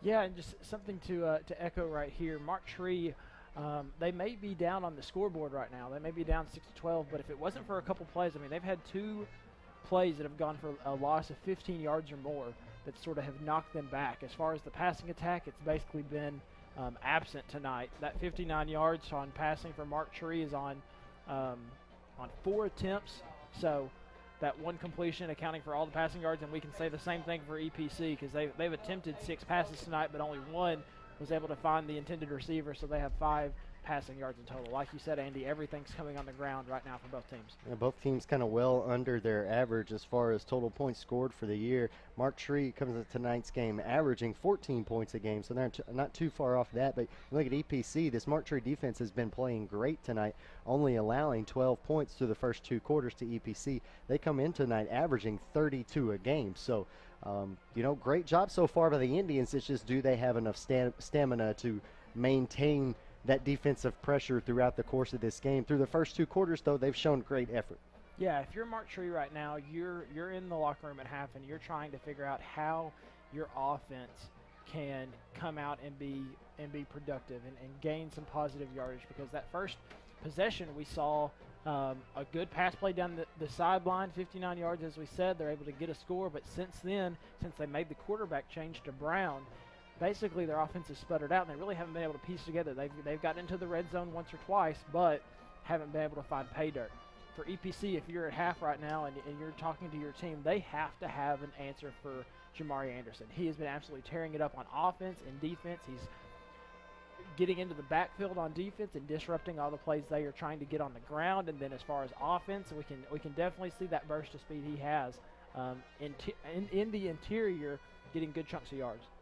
Yeah, he is like a heat-seeking missile on defense. He is just, coming around that the edge of the offensive line completely untouched at times, and of course coming up with that big sack there at the end of the second quarter and forcing a fumble.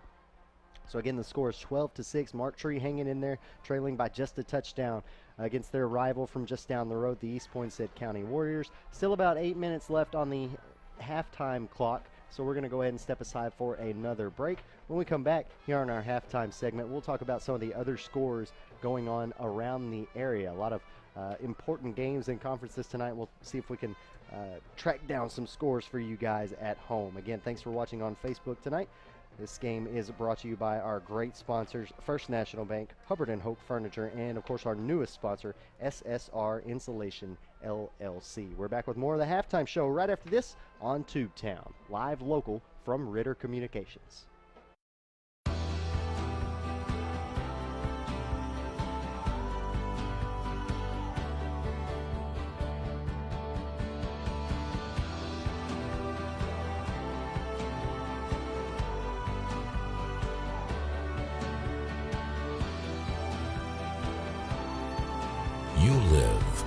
we put you first. Introducing You First Banking, only at First National Bank. You've got a lot of choices when you buy home furnishings. There are many reasons to choose Hubbard & Hope Furniture, Blytheville and Osceola. At Hubbard & Hope, you'll find a great selection of furniture, appliances, bedding, and electronics with outstanding service, 6 ways to finance your purchase, and free local delivery. Plus, you'll get a great deal every day on name brands you know and trust. Great deals, outstanding service, and free delivery. You're going to love Hubbard & Hope Furniture, Blytheville and Osceola. Life doesn't always go as planned. So when a power surge affects your TV, or a breakfast mishap takes out your laptop, Guardware multi-device protection gives you peace of mind, knowing your devices will be repaired or replaced with just one call, and without breaking the bank. Protection you can trust. Guardware from Ritter. Enroll today to keep what matters most protected tomorrow. How much bandwidth will satisfy your home's hunger? The average household now has more wireless devices in use a day than ever before, including TVs, laptops, tablets, and smartphones. HD streaming and gaming can use large amounts of data and slow down speeds for other users. The more devices you use, the more bandwidth your home needs. So make sure you have enough bandwidth. Get up to 100 megs with internet from Ritter Communications. It's the speed you need to power all your devices. Call today. No matter what kind of business you own or operate, you need to keep it connected. Ritter Communications delivers the fastest business internet speeds available at a price that won't slow you down. Ritter offers reliable 24-hour service with network monitoring, along with the scalable options your business needs to grow. And we do it all on our own fiber optic network. The choice is yours, and so is the savings. Connect to something better. Call or visit ritterbusiness.com today. 911, what's your emergency? I'm home alone. Someone is trying to get in the back door. Find a safe place like in a closet or under a bed, okay? Okay. Be very quiet and don't worry. Your home phone gave me your location. Hurry. Help is on the way. Only a dedicated home phone can quickly pinpoint your address for emergency personnel. Cell phones can't. Keep your loved ones safe for less than 60 cents a day with a home phone from Ritter. Call today or go to rittercommunications.com. Introducing Ritter Home Security. Ritter takes care of protecting what's most important to you, from threats like unwelcome visitors and fire, to making your life easier by putting the control of your home at your fingertips. Use the free app to shut the garage, lock the door, turn off lights, arm the system, and more. You can even turn back the thermostat to help save money on your energy bill.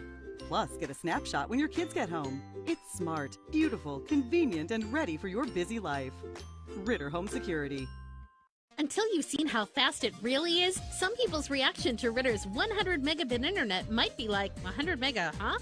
Here's how we describe it. Mega beautiful, mega fast, mega blast, mega party, mega Ritter. There's no end to your online possibilities with up to 100 meg internet speeds. In a word, that means mega fun. If you're not getting your high-speed internet from Ritter, you should. Call 888-336-4466 today. Only from Ritter Communications. Right by you.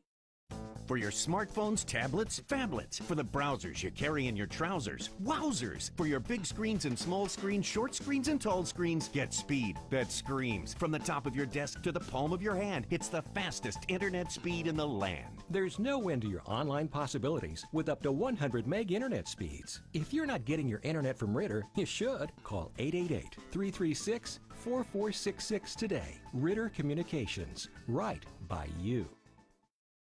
High-speed internet for every grown-up, grandparent, kid, teen, and in between. Ritter's got it. Every JPEG, MPEG, and GIF for the working mom or the working stiff, loaded in a GIF. Whether you're a blogger, gamer, or pixel tamer, don't be a slow-speed blamer. Don't waste your time waiting to load that page. Get Ritter high-speed internet. It's all the rage. There's no end to your online possibilities with up to 100 meg internet speeds. Only from Ritter Communications. Right by you. You work here, you play here, you live here, and yet most of what you watch on television is about somewhere other than here. Until now, we proudly present Tubetown, TV about you. Tubetown is a Ritter Communications exclusive network featuring local sports, community events, unique and original programming from our community. Tubetown takes what's best about television, what's best about the community, and brings them together. Tubetown, only from Ritter Communications, right by you. Welcome back to Don Lovell Memorial Field here in Mark Tree. Andy Maness and Ryan Short here with you at halftime between the EPC Warriors and the Mark Tree Indians. 12-6 is the score of this conference rivalry. Still about 2.5 minutes left before we get started here in the third quarter. It will be Mark Tree football when we start the third quarter.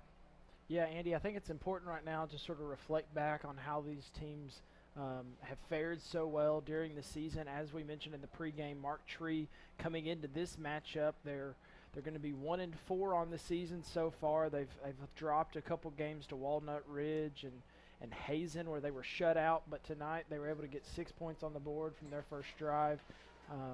We can't say the same for EPC though. They've had a lot of success this season, 4-1 to start off, looking to add to that as they're at Mark Tree tonight. And historically, this matchup, they're leading 12-5 in the series. So EPC looking to rebound, and as we mentioned previously in the halftime, have some type of response here in the second half to get back to the EPC team that we've seen throughout the season so far. Let's take a look at some scores from around the area. We'll start with a couple of the higher conferences, a couple of games going on. Jonesboro, how about this score, leading Pine Bluff right now, 13-12 at halftime. Searcy taking on Marion, 14-0. Searcy leading that one at halftime. West Memphis at halftime against Sylvan Hills. They'll lead that one 13-10. Rivercrest over Highland at halftime, 34-14. Forest City over Batesville, 8-0 so far in that one. Wynn and Valley View at halftime. Wynn leading this one 28-0. Nettleton shutting out Paragould at halftime, 42-0.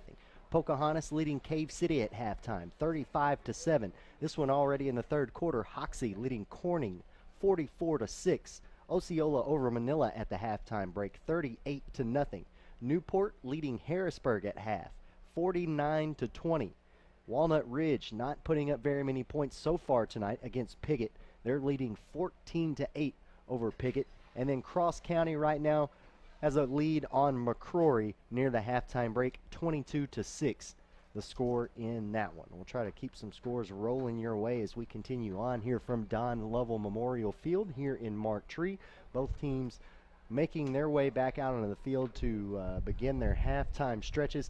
So probably going to go ahead and put a couple of minutes back on the clock and let the teams get ready for the third quarter. So we're going to step aside one more time. When we come back, we'll be set for the third quarter of action between these two rivals, the Mark Tree Indians and the EPC Warriors, all coming up next here on Tubetown.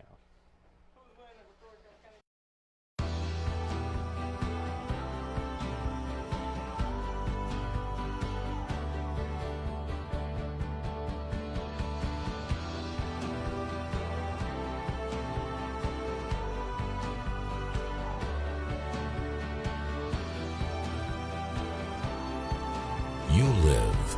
We put you first. Introducing You First Banking, only at First National Bank. You've got a lot of choices when you buy home furnishings. There are many reasons to choose Hubbard & Hope Furniture, Blytheville and Osceola. At Hubbard & Hope, you'll find a great selection of furniture, appliances, bedding, and electronics with outstanding service, 6 ways to finance your purchase, and free local delivery. Plus, you'll get a great deal every day on name brands you know and trust. Great deals, outstanding service, and free delivery. You're going to love Hubbard & Hope Furniture, Blytheville and Osceola. Life doesn't always go as planned.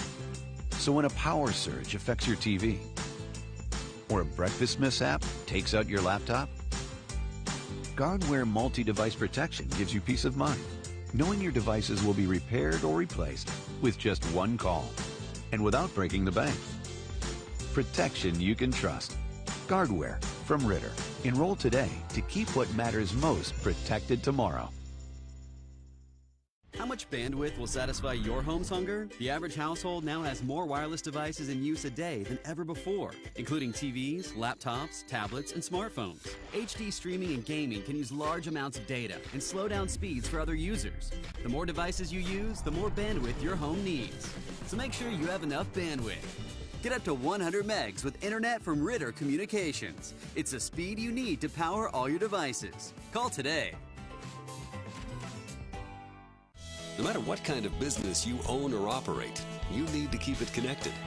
Ritter Communications delivers the fastest business internet speeds available at a price that won't slow you down. Ritter offers reliable 24-hour service with network monitoring, along with the scalable options your business needs to grow. And we do it all on our own fiber optic network. The choice is yours, and so is the savings. Connect to something better.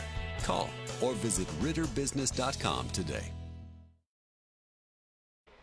Andy Maness and Ryan Short back here with you in Mark Tree, ready to start the third quarter between the Indians and the Warriors. The Indians will come out here in the third quarter to take the third quarter kickoff.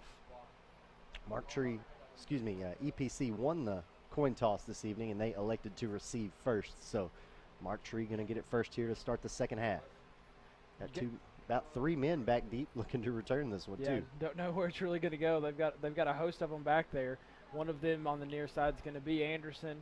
It looks like also they've got big number 14. We haven't called his name much tonight. He's just a sophomore, but Malone is going to head up the attack right in the middle of the return team. And then also back there, I believe that's Johnson on the far side as well. So here comes the opening kick to start the third quarter from EPC. It'll take a bounce out of bounds. Actually, it didn't even bounce out of bounds. It just went straight out.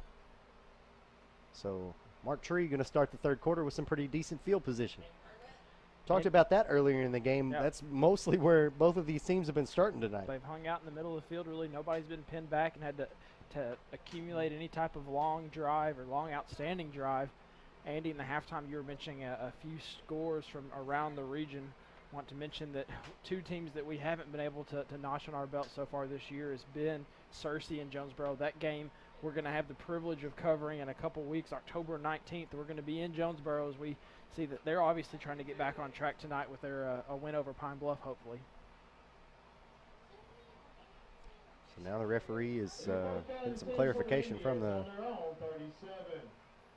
side official over here. And now we're ready to go. First and 10 from their own 37-yard line. Jack Brown in the shotgun formation for the Indians. He'll hand it off to Johnson. Johnson running to his right. He's going to cut up between the hash marks. Runs into a big hit from the EPC defense, and he's pushed backwards. Forward progress. Stopped at about the 37-yard line. What a big hit. Take a look on the Ritter Communications instant replay here. As soon as Johnson cuts upfield, watch the linebacker just come in and crash him there. I think that was Harston there on the big hit. Harston's going to take a few minutes to get up after that one. I think he rung his own bell. Yeah, they're going to stop him at the line of scrimmage, but we're going to have a face mask penalty that was called. It's not going to be a personal foul, though, so only a 5-yard penalty, and it's going to be 1st and 5 for the Indians on their opening drive.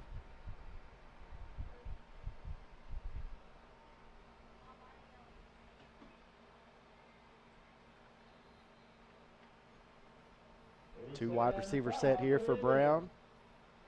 Actually be 2nd and 5. They didn't make it first down. Tripped up in the backfield. TJ Bush tripping up the tailback. Johnson not able to pick up any yards. Couldn't find the corner, and he'll actually lose one there. Good pursuit defense right there, just being able to get a little shoestring tackle in before he really got any forward momentum and pick up any yardage. Interesting to see that Brown's still back at cornerback. I know earlier, first drive of the game, we saw McCurry back there, and they haven't elected to go back to that. He's now split out wide for the Indians. Still not a minute gone by here in the third quarter. It should be 2nd down and 6, I believe. They have it wrong on the field. They've got it wrong on the scoreboard with that 5-yard penalty for face mask. It should be 2nd and 5, 2nd and 6. Yeah, they get it fixed now. Now it is 2nd and 5. Brown looking to throw out of the flats now. A little screen play. Wide receiver barely got his hands on the football and was able to haul that one in before the defense got there. They'll stop him for a loss. It'll now be 3rd and 10 coming up. Yeah, like we were saying, in the first half, Mark Tree accumulated 59 yards of passing offense. That was his only completion, and they come out in their first drive able to get another completion, but it's going to go negative yardage.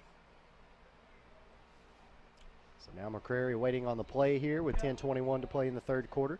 15 seconds left on the play clock. EPC with some late substitutions coming onto the field. See big Jalen Pearson headed off of the field and a substitute coming in for him. So now here we go. 3rd and long coming up. 2 wide receivers. Brown's just going to take it himself. Running right up the gut. He's across the 40, across the 45-yard line. Got the first down and more. And the Indians will have it 1st and 10 from about the 48. You see Rayshawn Gates coming out with a football there, but I think Jack Brown was down. Take another look as he just scoots right up the middle across the Mark Tree logo at midfield. And right there he's dragged to the ground. And never heard a whistle. I know we got an enclosed press box up here, so it's kind of hard to hear, but he was still fighting for yardage, so I'm sure he didn't hear a whistle either. But they're going to give him forward progress and Indians first down. Yeah, 4th play of this drive coming up. Taking about nearly 3 minutes off of the clock here in the 3rd quarter. Got a little bit of momentum working their way to the Indians. Here's a handoff. Running to his right is Johnson. Johnson's across the 50, dragging a defender. Actually, the defender drug him backwards. How about that? Nice tackle there by James Lard, able to get a hand on Johnson and bring him down. Watch him bring him down. Lard's already on the ground, and he drags him down. Yeah, good downhill running right there, but wrapping up, I think they learned something going into half, that simply just trying to tackle these Indian running backs with your arms isn't going to work. We've seen Johnson and Anderson be pretty elusive tonight, but good tackle right there. 2nd and 6 now coming up for Mark Tree. They got 2 wide receivers lined up on the far side, and again it's Kylan Johnson standing in the backfield to the left of Brown. Brown's going to take it himself, following his blockers. Scoots across the 45-yard line, close to the first down marker, but he'll come up just about a yard short. 3rd and 1 coming up now for Mark Tree, nearing the 8:30 mark here in the 3rd quarter. Good possession of the clock here for Mark Tree, but they're going to have to convert on 3rd and short right here if they want to keep it rolling. Good opening drive right here from Mark Tree. They're going to bring over McCrary to get the play call. As long as they can keep this ball game in there, they're having 3rd and manageable, and they're able to get into these positions where they can keep the ball on the ground. It's really going to work in their favor if the Indians want to have continued success tonight. 2 wide receivers here for Brown. Warriors rather showing pressure. It's a handoff to Anderson, who's into the game. He scoots back to the middle of the field. He's across the 30-yard line, keeping his feet churning. Finally, the Warriors are going to have to gang tackle him to bring him down. What a run that time on 3rd down from Jamaria Anderson. Taking off to his left and then cutting back up to the right. Oh, great field vision. He saw that hole close off and just cut back between the hash marks. Absolutely. It's a wonder just watching him run to be able to find those holes. He's coming in late downs, and they're keeping him in the game right here. A good 13-yard pickup for Anderson. 2 wide receivers set here for Brown. Anderson still in the backfield, standing to the right. He's going to go ahead as a blocker. Jack Brown going to keep it himself running, trying to stay on his feet here. And he lost the football at the end of that one. The referee just picks it up, so I'm assuming that means it's a dead ball. I think they're going to give him a little bit of forward progress, though. It looked like they had stopped him at the line of scrimmage, but once again, trying to get yards. Once it seems like the play's dead, just long body falling forward, able to pick up 2 yards. Well, the snap, I don't know if you saw, the snap actually took him to the left initially, and he's running to the right, so going to be a step behind the play as it is after that snap.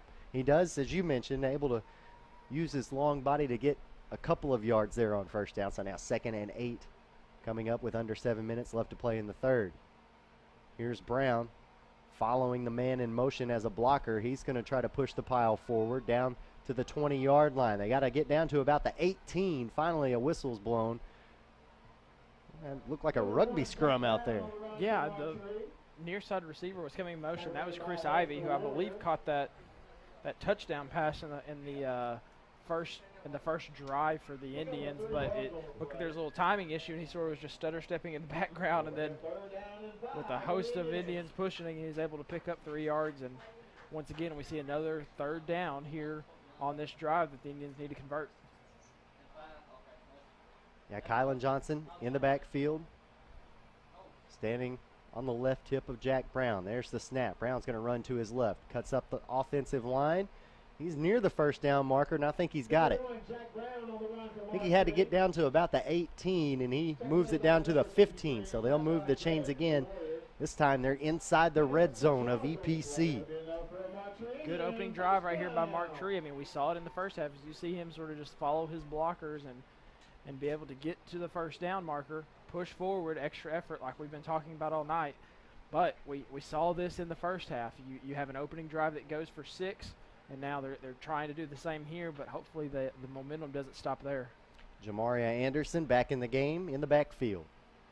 He's going to run to the right and block for Brown. Brown cuts up between the hash marks, spins off of one defender. He's inside the 5-yard line, but a flag down back at about the 15 is likely going to bring this one back. It'll be a holding against the Indians, so 10 yards from the spot of that foul, and that one will hurt the Indians quite a bit, as it looked like Jack Brown had moved that one down inside the 10-yard line.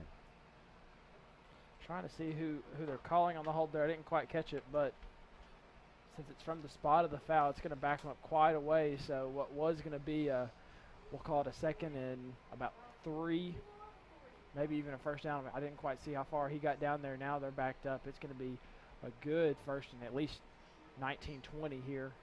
They're going to mark it first and 21 for the Indians.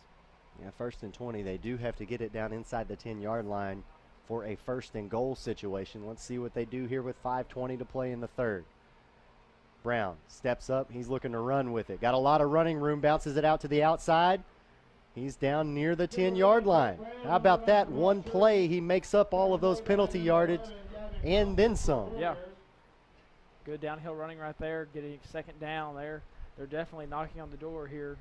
Looks like we've got a injured EPC player on the play. Yeah, he's going to pop right up and come off the field, and that's TJ Bush, who comes up a little bit shaken. I think on that replay we saw him sort of get wrapped. His legs got wrapped up just a little bit, and he may have got stepped on, but fortunately he was able to go off on his own power. 4:58 to play here in the third quarter. Mark Tree has come out of the locker room and just completely controlled the football since we started the third quarter. We're already under 5 minutes. Goodness gracious. Yeah, they've taken 7 minutes off of the game clock here in the third quarter. 7 minutes and 2 seconds to be exact. And on top of that, this is their 11th play coming up. Started with the ball on their own 37-yard line, so they've taken it almost the entire distance. 2nd and 4 coming up for the Indians. McCrary goes out as a wide receiver on the far sideline. It's Kylan Johnson back in the backfield for the Indians. Chris Ivy lined up at wide receiver here on the near side. It's Jack Brown going to take it, and he's swallowed up in the backfield, wrapped up immediately. And that's Andrew Harston, who got through the offensive line and wrapped him up. Well, he just shot in from that linebacker position, and I mean, just like a heat-seeking missile. Yeah, I mean, we've seen him tonight, and at some point we're going to see EPC just absolutely load up the box. They really haven't tried to stretch the field much except for on that first drive, and we really haven't seen a good downfield pass by Brown. So as long as they're going to continue with this little quarterback option going, I mean, right through the A-gap, then there's no need for those linebackers to be sitting back waiting for pass coverage. They might as well be heading downfield and trying to stop as much yardage, because we've seen it time and time again. As soon as Brown gets ahead of steam, he's hard to bring down. 13th play of this drive coming up. There's the snap. Hand off to Johnson. Johnson running to his left. He's chased down from behind by Harston and driven backwards. Caught from behind right there. It's going to go down as a loss. You can see right here, once again, Harston shot through that gap on that far side, and he's able to catch it from behind, and it's going to come down to about a 4th and 7 right here for Mark Tree. So we've seen it once already tonight. They're able to march the ball down the field, get it inside the red zone, but if they don't hit pay dirt, then they're really going to be hurting right here. Yeah, and then you hate to see that too. You take 8 minutes off the clock in a quarter and have this much success, that many plays in a row. You want to cap it off with 6 points. Going to have to get it down to the 5-yard line here. 3 seconds on the play clock. They get it off. Brown throws it out to Anderson. Anderson jukes a man at the 15, makes it down to the 10. And they're going to spot him just shy of the 5-yard line. I don't know where the line to gain is. We'll see. If they spot him at the 6, he should be about a yard shy, and I think that's exactly what's going to happen. Take another look at the replay, and let's see if he goes down. It looks like his head scraped the grass. Juked the shoes out of Andrew Harston. I mean, goodness. Yeah, his knees hit the ground right there at about the 8, so it will be a turnover on downs. I believe his forearm got down, but, I mean, good play call right there, knowing that your playmaker, the guy that you've sort of leaned on all night, is going to be right there in the slot and just get a little screen out to him to the near side. And that play, I mean, it was busted. He had somebody right in front of him, made an incredible move to get past him. But it's going to end up being, what's your tally sheet there? You run out of ink, 14-play drive that's going to result in a turnover. Yep, 14 plays in about 8 minutes. That's unbelievable. Andrew Harston's got to go pick his ankles back up at the 15-yard line. Oh, and the Indians drawn off sides. So 1st and 5 coming up after that penalty, and there's a couple of frustrated Mark Tree Indians out there for sure. I mean, you're deflated after you go down and you have the turnover and downs, and you're thinking, okay, we've got them pushed back all the way to the 8-yard line. Maybe we can pin them back here and play the whole game, the field position, but giving them 5 yards right off the bat like that's going to be hard to overcome. Well, and you got to look at it this way. We've been talking all night long about numbers out on the field, and you look at how many players are playing both ways for the Mark Tree Indians. You go all that way, spend all that time out on offense, and don't cap it off with a touchdown. You're kind of drained after that, and then you got to go right back out on defense. Commit the penalty, give the Warriors 1st and 5, and here's Gates on a carry running to the right. Boy, EPC hasn't had the football since 46 seconds left to play here in the second quarter. They're with 2:35. They've got it for the first time here in the second half. First play from the line of scrimmage is going to be a loss of yardage. It's going to be listed as about 2nd and 6. So they were gifted 5 yards on the offside penalty, but they come out in the I formation and not being able to tack any yardage behind them. Trying to create some space between them and their own end zone. Raines has Gates standing to his right, 2 wide receivers lined up on the near side. Harston lined up on the far side numbers. There's a handoff for Gates. Gates cuts it right up the middle. Lost the football. Indians got it. I think the Indians fell on top of it, and they do. So with 2 minutes remaining in the third quarter, a big hit on Rayshawn Gates causes him to lose the football. Right there, just got a helmet across the football. And I think that was McCrary who fell on top of it. Man, you've seen these kids time and time again tonight come out, and they're fighting for that extra yard, and they're trying to get every last inch that they can get. And right there, it comes up to be a little bit costly. And I mean, we're talking about just an absolute devastating moment for Mark Tree that they're not able to cap off that drive. Well, now they've got new life. And that was Eli McCrary who recovered that fumble, and boy, he took a shot at the end of that one as well. So glad to see he's getting up and walking that one off. He'll head out as a wide receiver on the far side numbers, and it'll once again be Jack Brown in the backfield awaiting the snap. Jamaria Anderson is in the backfield with him as the tailback. It'll be Chris Ivy lined up on the near side as a wide receiver. Anderson takes the handoff, running to his right, hits the Jets at the 10-yard line, still on his feet, no whistle blown yet. He is fighting for every extra yard he can get.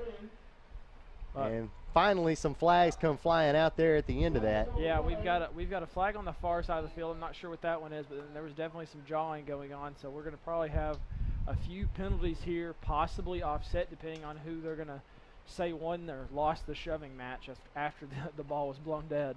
Well, a lot of the times you always see it. It's the guy who retaliates, not the guy who initiates. So we'll see what the call is out on the field. The 2 referees out discussing it at about the 5-yard line. See one referee pointing towards Mark Tree, and then he pointed towards EPC. So I think we may have some offsetting penalties here. Let's have a look.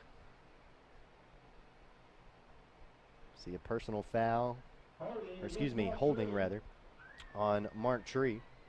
And then unsportsmanlike conduct also on the Indians. So that's a 15-yard penalty, and it'll be a second down now after that. So they're going to decline the holding penalty, and they'll take the personal foul. So we're going to see after the play here. I mean, they're absolutely fighting for yards, and you see everybody standing around like wondering why he's fighting for those extra yards, because they believe he's blown dead. So just a little chippy, a little bit of talking going on back and forth. I mean, we've talked about both of these teams have players that play on both sides of the ball, and you start talking long enough, you've been out there a solid 30, 45 minutes of game time with them. Eventually their temper's going to flare. Well, I mean, we're talking about a rivalry game here. Both of these teams, again, only separated by about 10 miles, so I think most of these guys probably know each other. It's crazy to look. We've got 1:47 left here in the third quarter. EPC has ran 2 plays from the line of scrimmage. Mark Tree, on the other hand, has run a good 15. You just usually don't see that type of imbalance. So since it was a unsportsmanlike conduct at the end of the play, they actually are going to tack off a whole 25 yards. Yep. They're gonna get them both 10 for the holding from the spot of the foul, and then as Ryan mentioned, they're gonna add that 15-yard unsportsmanlike conduct to the end of that. So, man, you got the ball inside the red zone. You start with it on your opponent's 15-yard line. Now you're backed up all the way to the 42. Clock will continue to roll as well. I mean, that's going to rack up 10 penalties for them tonight. Empty backfield here for Brown. Brown's just going to sprint ahead. Makes it across the line of scrimmage, but not much further than that. He'll pick up maybe 3-4 yards on that first down carry. So now it'll be second and still a mile to go. Clock continues to tick down near the minute mark here in the third quarter. As Ryan said, it has been Mark Tree football for the majority of this third quarter, and now Jack Brown is hopping on one leg. He can't put much weight on that right leg, and hopefully that's just a cramp, getting a little bit of help from his teammate. So he'll make his way across the field. But you know, we've been talking about it all night. It's a numbers game, and Mark Tree is running out of numbers right now. Yeah, so for EPC, they've got James Lard down there, seem to be stretching out a cramp. And then I'm not sure, it looks like everybody's stretching on this side of the field for Mark Tree. They're geared up. I mean, these young men, they're in the middle of their season right now. They're in mid-season form, and they're out here, and they're going to be grinding for every inch. So those cramps, those stingers that you get, they stretch them out, and they're just going to have to get right back out there. Mark Tree, if you're just joining us here in the second half, started off this third quarter with a 9-minute, 9-second drive. 14 plays that resulted in a turnover on downs on the EPC 8-yard line. That's pretty much where we're at right now, as EPC ran just 2 plays before coughing it up on a fumble and giving it back to the Indians, and now the Indians, a couple of penalties on the same play, have quite a ways to go to get back down near the original line of scrimmage, all the way back at the 15. I would have to do some quick math looking at the first half stats, but currently Mark Tree has 10 penalties for 95 yards, and I'm going to say that's awfully close to their total offense for the night. Just absolutely on that one drive. Shooting themselves in the foot. It'll be, once again, an empty backfield here for Jack Brown, who's back out on the field.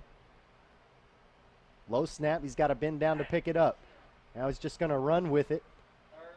Juked a couple of defenders in the backfield and was able to pick up about a yard, so still third and quite a ways to go now, inside of a minute to play here in the third quarter. They need to get the ball inside of about the 7 or 8 yard line to get a first down. So if you're Mark Tree, you're fixing to get a play off before the third quarter ends, but you're going for it. I mean, we haven't seen anything as far as kickoff or field goal that leads me to believe they'll do anything besides this.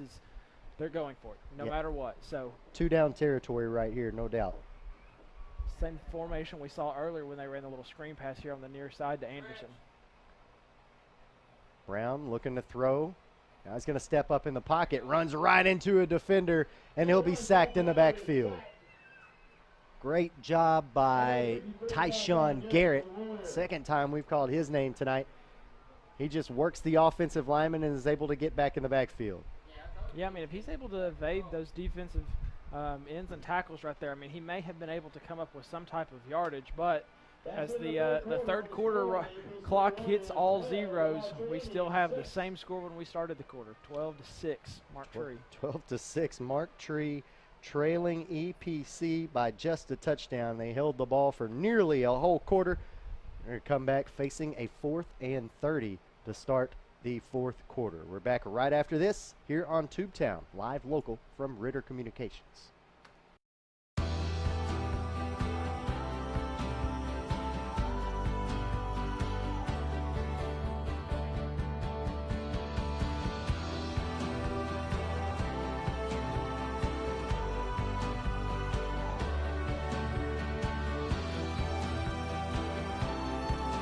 You live. We put you first.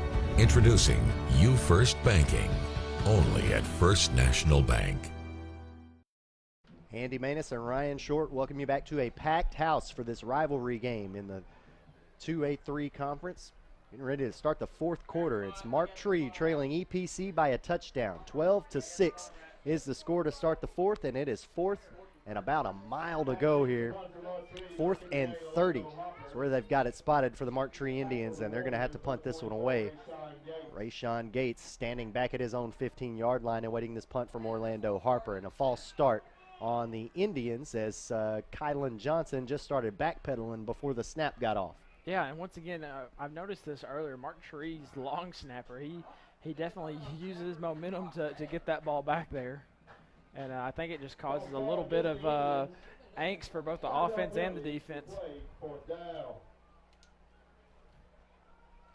they'll have to replay 4th down. It's now 4th and 35. Is that? Gosh, that's a long. That is a long way to go. Might as well go back to Lepanto. It's about where they're punting from right now. Harper awaiting the snap. There it is. You see the momentum, big heave there. Oh, nice punt. Again. Yeah, they ran into the kicker. I think this one's going to go against EPC, as it looks like Harston ran into Harper there trying to block that punt. We'll take another look here. And it is going to be running into the kicker. So just a 5-yard penalty as opposed to the roughing the kicker, which would be a personal foul and an automatic first down.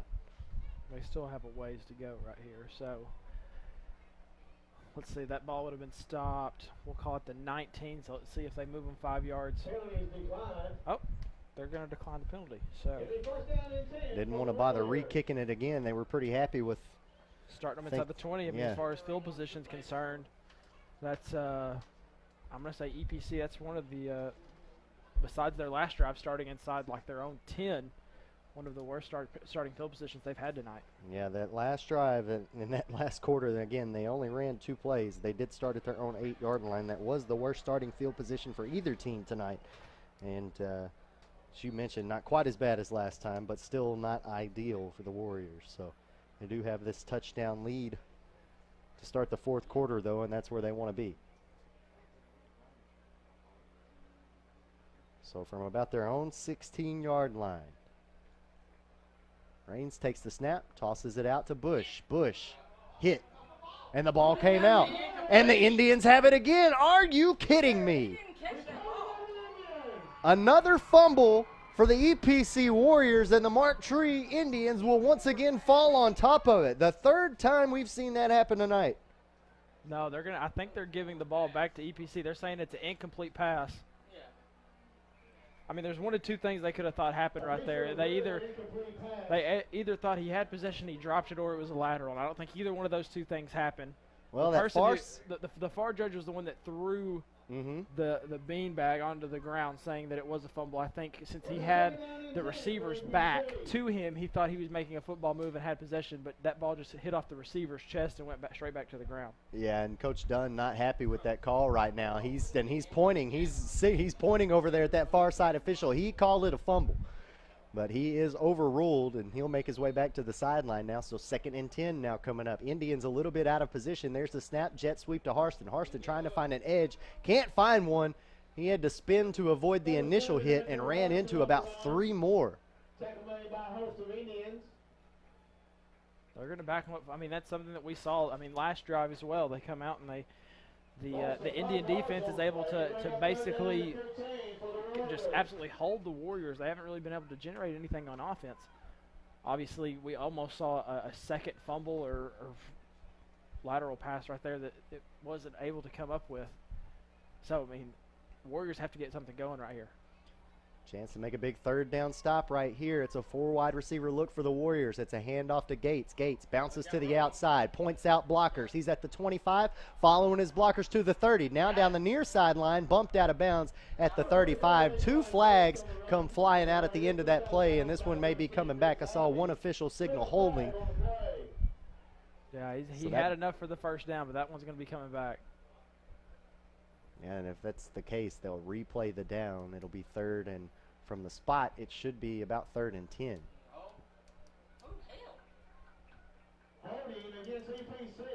See, and I don't necessarily know if I agree with that call. So look here on the near side. He's able to go out here, and that receiver blocking right there for him, I believe that's, who do we have that as? That's Constant that was on the block, and he held that block for so long, and fundamentally it looked like it was correct, but the fact that they were physically pushing him to where he needed to go, they ended up calling the flag on. Well, it looked like he got turned around and didn't let go of his man either, and I think that's why they might have called that. So 3rd and 9 coming up now after that play. Couple questionable calls here going against both sides as far as the refs are concerned. Fake the jet sweep, they hand off to Gates. Gates following his blockers, gets clipped at about the 26-yard line, lost his helmet. Boy, I tell you what, James Lard is giving these rushers all they want. 52's out there blocking like his life depends on it. Watch 52 come up here. He's the guard pulling from the left side, and he's just bullying Chris Ivy down the field, trying to make some room here for the tailback. And yeah. And then, so while that was going on, it looks like EPC is very, very close to getting a first down. And then on the far side of the field, out of our camera shot, we had some type of interaction going. I believe it was Brown for Mark Tree and then TJ Bush for EPC. They sort of got locked up on the far sideline, and they're going to call a personal foul against Brown. So that's going to knock off more yards, and what was going to be close to a first down is definitely going to be a first down. Yep, they'll go ahead and move the chains down the field after that one. That's their 6th penalty of the second half going against Mark Tree. Their 6th penalty of the second half, and they have ran about twice as many plays, maybe 3 times as many more plays as EPC has here in the whole second half. Warriors have it right now in control, though, with a 6-point lead at the 44-yard line. 1st and 10 now. 4 wide receiver set. Tailback standing to the left of Raines. There's the snap. It's an option play. Raines going to keep it himself, trying to find the edge on the far sideline. Drugged down from behind. I think that might have been Kylan Johnson who chased him down from behind for the loss. It'll now be 2nd and about 12 coming up. Andy, I just got that feeling in my stomach. You know, whenever you see the clock and you see the intensity by both teams, that if you think Mark Tree's going to go down without a fight, I'm convinced as much success as they've had on offense with outscoring points so far in the second half, if their offense gets the ball again and they're only down 1 score, this thing's going to come down to a nail-biter. Well, and you got to look at EPC's probably frustrated as well, putting as many points up as they have all year long and then struggling with their rival down the road here. Only put up 12 points, all 12 of them come in the first quarter. And now, with the play clock nearing 0, we're going to get a timeout from East Poinsett County. Their first timeout of the second half. They have 2 remaining. Mark Tree still has all 3 of theirs. We'll take a timeout alongside with them. 9:48 left to play here in the ball game, and it's still 12-6 EPC, leading Mark Tree by a touchdown. We're watching Prep Football on Tubetown. Live local from Ritter Communications. You've got a lot of choices when you buy home furnishings. There are many reasons to choose Hubbard & Hope Furniture, Blytheville and Osceola. At Hubbard & Hope, you'll find a great selection of furniture, appliances, bedding, and electronics with outstanding service, 6 ways to finance your purchase, and free local delivery. Plus, you'll get a great deal every day on name brands you know and trust. Great deals, outstanding service, and free delivery. You're going to love Hubbard & Hope Furniture, Blytheville and Osceola. Andy Manus and Ryan Short welcome you back to the fourth quarter here in Mark Tree, where the Indians are hanging on to this one, trailing to the EPC Warriors 12-6. EPC scored their touchdowns. Well, actually, both teams scoring their touchdowns in the first quarter haven't scored since. EPC trying to find some momentum here in the second half. They're about to run just their 8th play of the entire second half. Held to just 2 plays back in that third quarter, but now they've got a little bit of momentum.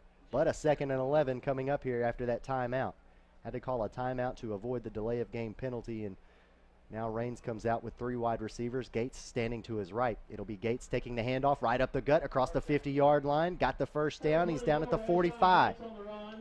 Rayshawn Gates using that burst of speed right up the gut will once again move the sticks for the Warriors. Yeah, great lead block right there as he was able to get through the line of scrimmage, and then it was near. I mean, he was almost past the linebackers before anyone even touched him. I just got to say, comment real quick, that was a great shot by our camera crew, a close-up on those Warrior helmets. Those things are sweet. Just got a good look at those logos. Yeah, the logo of the Warrior on the helmet. That's pretty cool looking. Oh, got him off sides. No whistle blown, though. Whoa, he jumped in the neutral zone for sure. Here's an option play. Raines spinning off one defender and drug backwards to about the 48-yard line. It'll be 2nd and 12 coming up. He wanted the flag, too. Yeah. He just told the referee, So hey, man, where's the flag at? And I don't know if a conversation it pursued after that, but he was shaking his head no, saying, nah, you almost had me, but not this time. Even the defender looked up after he did it and was like, okay, I'll just step backwards and act like I didn't do that. Inside of 9 minutes left to play now in the ball game. 2nd and 10 from the Indian 45-yard line. 3 wide receivers bunched up over on the far side, but it's a handoff to Gates running to his right. He's got the corner at the 40, stiff-arming a defender down to the 35 and the 30. And the referee took a spill. How about that? The piles pushed out of bounds. The referee took a tumble with him. We do have a flag down at the 41-yard line. Interested to see what this is going to be after that nice run by Rayshawn Gates. I think they're discussing a holding penalty again. It's going to be the 2nd time they've called that here in the second half against EPC when they're running that that sweep to the far side. The wide receiver is simply doing as he's taught and is blocking his receiver downfield, and for whatever reason that's been called twice now on EPC. I think it's simply that the cornerback, his shoulders are getting turned. I think that's the only reason he has justification to call that. If it makes any difference, the flag was out before this near side official hit the ground. 3 wide receivers lining up on the far side now here on 2nd and about 13 to go for the Warriors. 8:30 left to play here in the ball game. Mark Tree only going to bring 3 down linemen. Launches up a duck, and Jack Brown had the interception, and he knew it. Boy, he threw it right to Jack Brown, and EPC dodges a bullet there. Goodness. He could have pitched a tent, started the fire under that thing. I mean, he was sitting there just waiting for it. He had time to field that one like a punt. He could have called a fair catch. But at the end of the day, just like in any other sport, it's going to go down as an incomplete pass, and now it's a 3rd and 13, and for EPC, you're hoping to keep your offense on the field because they haven't been out on the field much the second half. For Mark Tree, you need to stop. You need to stop because you're down 6, and you've got to get your offense back down the field. Big play coming up here. 3rd and 13, 8:25 to play in the ball game. Raines, delayed handoff to Gates, running back the other way. This is a big play for Rayshawn Gates down the far sideline. Flung out of bounds. It looked like by his helmet, and flags come flying out at the end of that one. This one definitely going against Mark Tree here. And another one comes out at the end. Great play call right there for EPC. We have not seen that delayed handoff so far. After the play, we're going to have horse collar against Mark Tree, and then we're also probably going to have some type of unsportsmanlike conduct as well. I'm not sure who that's going to go against. Yeah, I did see another flag come flying out at the end of, at the very end of that, and it appears that it's just going to be a horse collar. They're not going to tack on additional yardage for that. But take a look, great play call there by the Warriors as they move the entire defense to the right side of the field, and then with the delay handoff, Gates moves it back to the left. Great play call. That turns a 15-yard gain to a 30 game, and now they're inside the red zone. 15th play coming up here. Big hit that time, and he lost the football again. Ball is down near the goal line. Let's see who fell on top of it. It's either going to be a touchdown or a turnover. Well, EPC comes up with it, and they've got the ball at about the 1 yard line. But can you advance the ball as an offensive lineman? Can you advance the football on a fumble? They may have to call this one down where the fumble occurred. Because it definitely came out 3 or 4 yards back further than it was, but then we also have a flag on the play. So be curious to see how this one's going to play out here as they sort it out right at the goal line. Well, and Rayshon Gates got hit hard at the end of that play. I'm glad to see him pop up because he took a wallop when he let go of that one. So they've got the ball marked inside the 5 yard line, but now it looks like it's going back. It's probably going to be a holding penalty against EPC. That's going to be hands to the face there. That's going to be one of the offensive linemen using the hands to block the defender. But take another look at this. Watch the hit that Rayshon Gates takes. Just falls in an awkward position here. Oh, man, and he lost it. Looks like his helmet started to pop off once again. That was Anderson for Mark Trelay in that hit. So as we've seen before, both teams tonight, you march it down inside the red zone, and then all of a sudden you get a penalty, and now it's first, and I think they've got a mark about 19 to 20. Yep, 3 wide receivers for Raines. He's throwing to the far sideline, and again the wide receiver not turning to find the football. How many times have we seen that happen tonight for the Warriors? That's at least the 3rd time. Could have been a completion, but the wideout wasn't looking for it. Take another look. He had his man on the curl route there.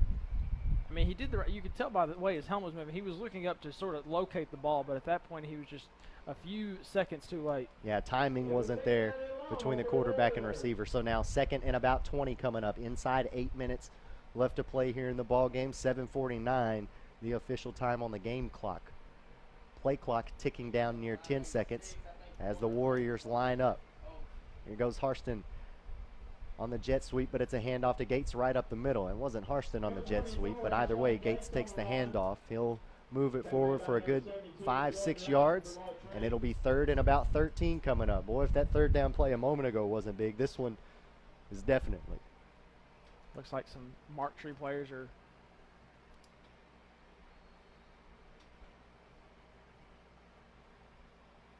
Yeah, I got some cramping going on out here at about the 25-yard line, or the 20-yard line rather. And so, actually, I think we've got something dislocated, so we need to take a good little timeout here. Yeah, we're going to go ahead and step aside. 7:28 left to play here in the 4th quarter. We're back in Mark Tree after this. Life doesn't always go as planned. So when a power surge affects your TV, or a breakfast mishap takes out your laptop, Guardware multi-device protection gives you peace of mind, knowing your devices will be repaired or replaced with just one call, and without breaking the bank. Protection you can trust. Guardware from Ritter. Enroll today to keep what matters most protected tomorrow. Look at his hand. Look at his. Andy Maness and Ryan Short back here with you in Mark Tree as Orlando Harper just had to make his way off the field. He has got a gnarly looking hand right now, and hopefully nothing broken in there. Maybe just might have jammed it a little bit, but when he hit the ground, they were immediately calling for some paramedics out on the field. So glad to see him just get up and walk it off. But he's getting some attention now here on the near sideline. 3rd and 15 after the injury timeout. 7:28 left to play in the ball game. Warriors got to convert here to avoid a 4th down. There's a handoff on the jet sweep. Running to the right. A lot of blockers out ahead of him. Good open field tackle, though, just inside the 20-yard line by the Indians. They'll stop a big gain from occurring. It'll be 4th and 12 coming up at the 7-minute mark here in the 4th quarter. The game's going to hinge on this play right here. If EPC can get a first down, get it in the end zone on this possession, we're going to be looking at a two-score game. And as we've seen, the Mark Tree offense has had success, but they haven't been able to find pay dirt. For Mark Tree, if you get a stop right here, I mean, we've seen so much juice pumped up on their side of the ball, and if they get the ball back, you know they're going to be going out pedal to the metal. 5 seconds left on the play clock. They break the huddle. Rains ready to go. There's the snap before the play clock hits 0. Passing over the middle. It's a slant pass, incomplete. And on 4th down, the Warriors will give it back to the Mark Tree Indians with 6:32 to play. Hit the wide receiver in the hands. Harston just had it thrown a little bit behind him and couldn't get quite turned around enough to haul it in. Yeah, and now we've been talking about personnel issues all game. So what we have right now is, I believe you said it was Orlando here on the near side. It's cheerleaders and fans have sort of gathered around him looking at him. Well, one of the people around them is their main play caller. He's over here looking at him, so they're trying to switch personnel out, have somebody else go over here and tend to him while their Mark Tree offense gets on the field.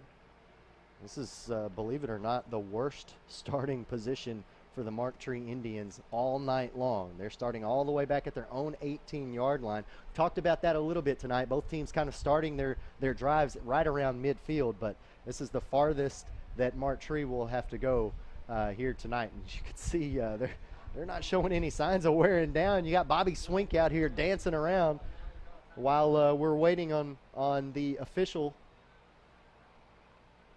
to start the play, and actually we're going to have a timeout called by Mark Tree. So the Indians burn their first timeout of the second half. Each team now with 2 remaining here with 6:32 to play in the 4th quarter. We'll step aside for another break. We're back with more 4th quarter action right after this on Tubetown, live local from Ritter Communications.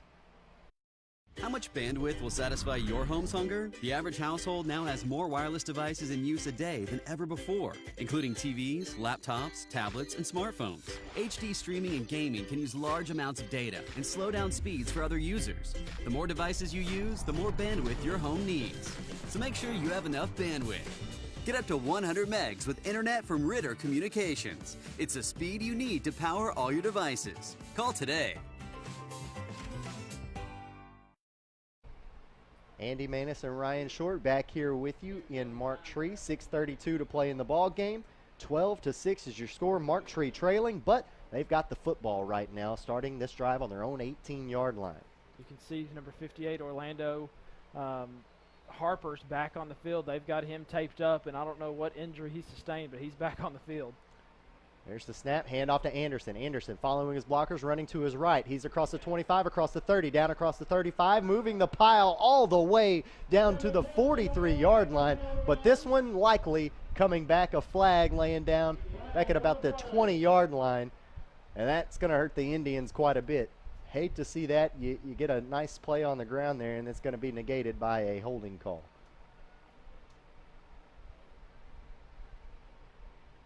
I don't know how much legs that Jamaria Anderson has left after the effort we've seen him give tonight on both offense and defense, but wasn't showing any signs of slowing down there.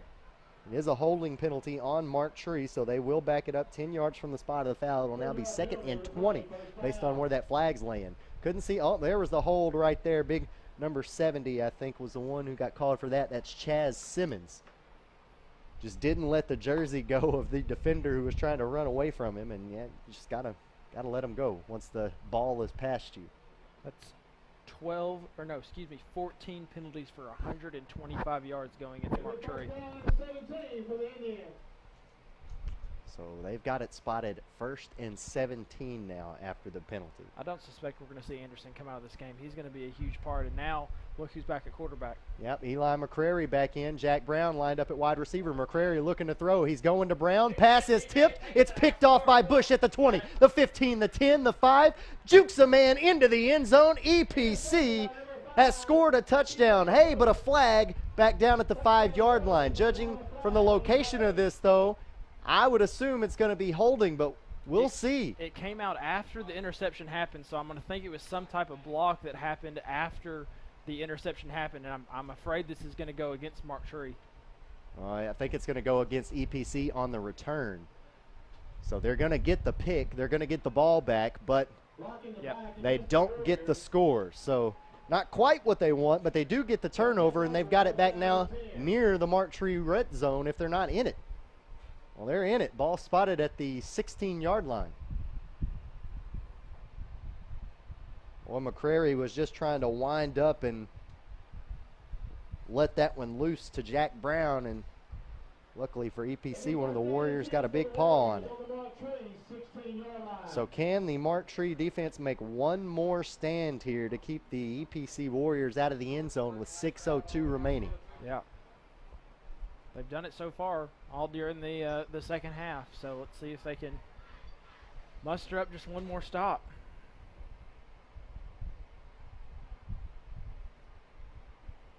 Orlando Harper still getting some work done to him here on the near sideline. 1st and 10. Loose football. The Indians fell on top of it. Are you kidding me, folks? A missed snap from quarterback to center, and the Indians, with a heads-up play, fall on top of it. They're holding up 2 fingers. I see they're saying it's. They're saying that. Oh wow! EPC no. Somehow came back up with the ball. Oh, good job by the Warriors getting in there and grabbing the football at the bottom of the pile, because it sure looked like Marktree had recovered that one.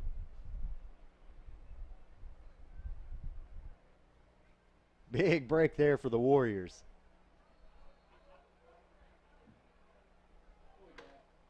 It is 2nd down and 10 for EPC. 2nd and 10 coming up now.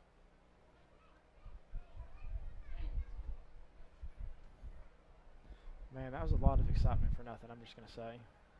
Harston's going to go in motion, fake the jet sweep. Raines keeps it himself, running to his right up the middle now, and he'll get down across the 10-yard line to about the 6, maybe the 7, but not quite enough to move the chains, I don't believe. It'll be 3rd and short now coming up for the Warriors. One more chance to force a 4th down play here for Marktree. 5:15 to play in the 4th quarter. Raines came up from that tackle right there, favoring his right leg a little bit, but he's going to stay in the ball game. Harston's going to go out wide on the far side. Actually, they're going to bunch him up here near the line of scrimmage. Haven't seen this formation yet. Raines, pitch out to Gates. Gates looking for some running room. He's got the 1st down and then some. He'll be taken down near the goal line at about the 2-yard line. Creative play that time from the EPC Warriors. You saw the tailback line up behind the 3 wide receivers over there, bunched up on the far side of the offensive line, and they were just out there to block for him. We can tell that the EPC coaching staff has obviously held a couple plays in their back pocket, knowing that this game, it's a rivalry game. It's going to come down to you're going to need every last little bit. And we saw on their last possession that little misdirection play, and then right there, that's the first time we've seen that play tonight as well. It'll now be 1st and goal from the 3-yard line. Raines under center. Let's see if we see another keeper here or if they hand it off. There's the handoff to Gates. Gates trying to find the edge, and he's got it. Across the goal line for a Warrior touchdown, and EPC extends their lead by 6 late here in the 4th quarter. Take a look here on the Ritter communication replay, just bouncing it to the outside, able to use his speed to get into the end zone, and now it's a 2-score game. Marktree's facing this deficit. They've held possession for most of the second half, but haven't been able to get any points on the board. So one thing I want to mention, though, before we had all those events happen, it seemed like in the last 5 minutes, what Marktree went to is they put Anderson in the backfield, basically gave it to him and just let him run with it. I'll be curious to see if that's their game plan coming into this last little bit. Here's a handoff to Gates, running to his right, trying to score here, get 2 points, and I think they got in there. They did. So they'll tack on 2 more to this lead. It's now 20-6 with 4:22 remaining here in the ball game. We'll step aside, and when we come back, it'll be Marktree football right after this on Tubetown, live local from Ritter Communications. No matter what kind of business you own or operate, you need to keep it connected. Ritter Communications delivers the fastest business internet speeds available at a price that won't slow you down. Ritter offers reliable 24-hour service with network monitoring, along with the scalable options your business needs to grow. And we do it all on our own fiber optic network. The choice is yours, and so is the savings. Connect to something better. Call or visit ritterbusiness.com today. Andy Manus and Ryan Short back here with you with 4:22 remaining here in the fourth quarter. EPC, 4 plays, 16 yards. Capitalized with a 3-yard touchdown rush from Rayshawn Gates. Got the 2 points this time. It makes it 20-6. Some creative play calling there on that last drive there for the Warriors, capitalizing on a turnover, that interception from TJ Bush. And now all they have to do is just keep the Indians out of the end zone here for the remaining 4:22. You see Mark Tree a little bit defeated on this near side of the field. A lot of players got their hands on their hips. They've put up such a good fight here in the second half, but I'll be curious to see offensively what their mentality is when they come out.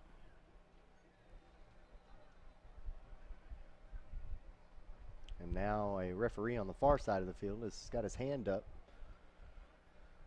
And these officials back here at about the 20-yard line are discussing some things.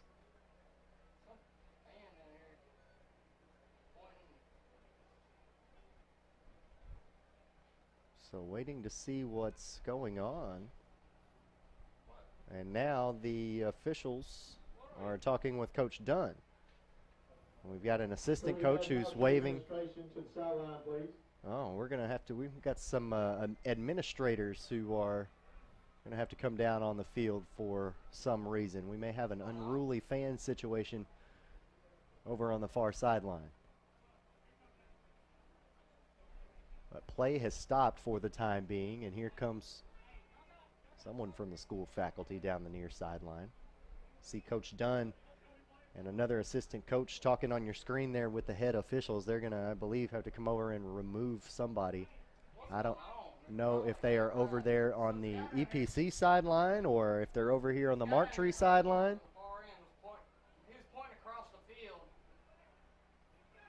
So now the head official is still waiting to see what's happening.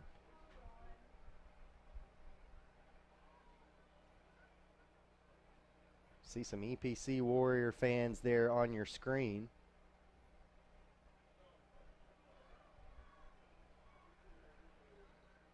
I'm not sure if we're going to get any clarification on this since it's all conversations that's taking place on the field. I don't know if there's necessarily some type of hand gesture that the officials can give us to tell us what's going on.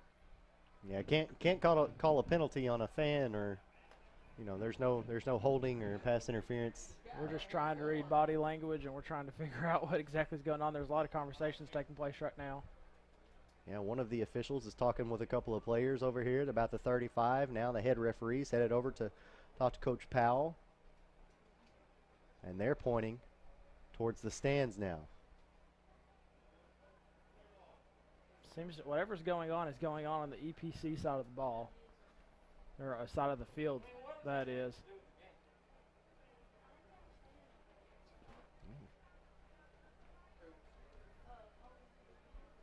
Yeah, play is, again, if you're just joining us, play stopped right now. 4:22 left to play in the ball game. It's 20-6. East Poinsett County just scored a touchdown to go up. And now it looks like we're definitely going to have somebody removed. I see a couple of officers of the law headed over there on the far sideline, and they have got a young girl who's letting people know what she thinks out there. She dressed up like the Statue of Liberty. What is she? I have no idea. She got some ears on her head. I don't even know. She's got owl feathers on her head there. She must be her Indian headdress. Hey, well, she doesn't have to pay for an Uber. She doesn't have to call a Lyft. I think she's going to. Looks like she's getting a free ride out of here. Yeah. Here's the kick. It will be taken at the 20-yard line, across the 25. Now down the far sideline, hopping over quite a few people. Brought down at about the 35-yard line. You don't see that very often in high school sports, where you have to have a fan removed from the game before you can start. Yeah, and she is still being escorted out of here. Looks like it looks like an older. Well, excuse me. Whoa now, hey now. Shouldn't have said that. Let's just get back to football. 4:16 remaining here in the fourth quarter. 20-6 is your score. Mark Tree with the football right now, 1st and 10. My mom always told me if you start to dig a hole, just quit digging. Hey, there you go. Indians come back out on offense. McCrary in the shotgun formation with a tailback in the backfield. There's the snap. Hand off to Johnson. Johnson trying to shrug off one defender, and he can't get past the initial contact, and the rest of the EPC Warrior defense will catch up to him. So now 2nd and 15 coming up. Clock's going to continue to run right now. EPC has, or excuse me, Mark Tree does have some timeouts to burn, but right now it doesn't seem like they're really moving with a sense of urgency. I think they still got all 3 of theirs remaining, and the EPC's got 2 of theirs. They also have a 14-point lead here with 3:45 to play in the ball game. Well, with the EPC touchdown and then the little delay that we had, it's kind of taking the wind out of the sails here. It has, but here's a pass from McCrary looking for Ivy, and he's got him. 20, 15, 10, 5, touchdown. How about that? 2 plays is all it took for Mark Tree to find the end zone, and just like that, they are only 8 points away. Gosh, so in the first half we had a 59-yard pass and catch right there. That one's going to go for 62, simply running past the defender, breaks 1 tackle, and then he's off to the races. I mean, we were fixing to put a bow on this thing, but let me tell you, the Mark Tree fans that have stuck around are on their feet right now. It was a 72-yard play for the Mark Tree Indians, and they now are, see if they bring their extra point team on or if they're going to go for 2.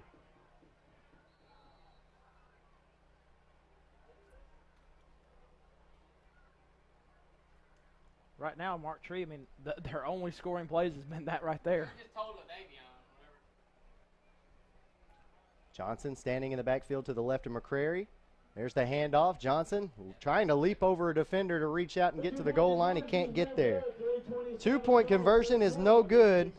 So the score is now 20-12 with 3:27 left to play in the ball game. Still plenty of time for Mark Tree if they can make a stop here on defense. They do have all 3 timeouts, and we'll just keep it right here while the teams get set. Still have all 3 timeouts remaining in the second half. EPC has got 2, so Mark Tree can stop the clock if they wish. They're going to have to come up with some big plays on defense here. Man, just literally I'm trying to regurgitate the words that came out of my mouth as far as the wind being taken out of the sails. And I mean, as soon as you put kids in a corner and you tell them, hey, it's not looking good for you, they come back with a big play like that. Now they still have a lot of work to do. I mean, you're asking your special teams right here to have successful kick coverage. You're asking your defense to come out and get some type of stop. But it's not out of the realm of possibility. EPC's got 2 men back deep, standing at the 25-yard line. The rest of their hands team is up at about the 40 to try to guard against any sort of trickery here on this kickoff return, or in this kickoff attempt, rather. You got Rayshawn Gates standing at the 40-yard line alongside Andrew Harston. A couple of the other hands team over there on the far side. Let's see where Mark Tree's going to kick this football. It's Jaquan Lott who's out to kick this one away.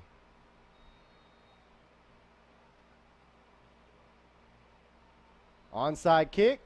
Flag comes out, and it should be offside, or excuse me, false start rather, against Mark Tree, so they'll have to back up and kick it again. False start against the Indians. Get a 5-yard penalty. That was just practice run.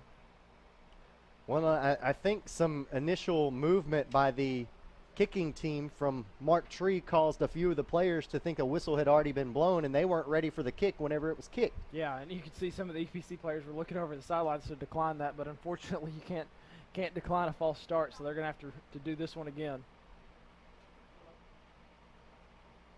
Looks like the head coach over here was signaling for some type of pooch kick, so the onside kick may not have fared too well, but we'll see what they try to come up with here. Again, Mark Tree still has all 3 of their timeouts.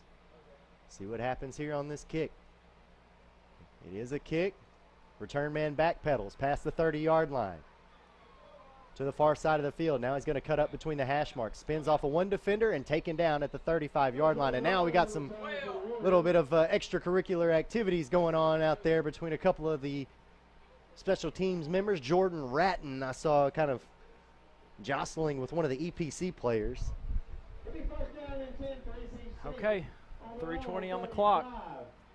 EPC has it. They've got an 8-point lead, but if we've learned anything from watching this game so far, it's not going to lack in the theatrics.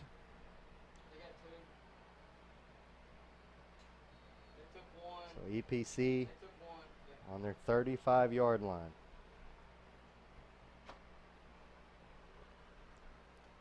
.320 left to play in the ball game. There's the handoff to Gates, right up the gut. Just keep the ball on the ground and keep the clock moving. 2nd and about 9 coming up. Make it 2nd and 8. Gain of about 1.5 yards there by Gates, right up the gut. So Mark Tree had to burn a timeout in the 3rd quarter when they had that injury. So they're going to have 2 timeouts, using them conservatively here. If they can get some type of stop, you imagine they're going to start going through those pretty quick. If you're head coach,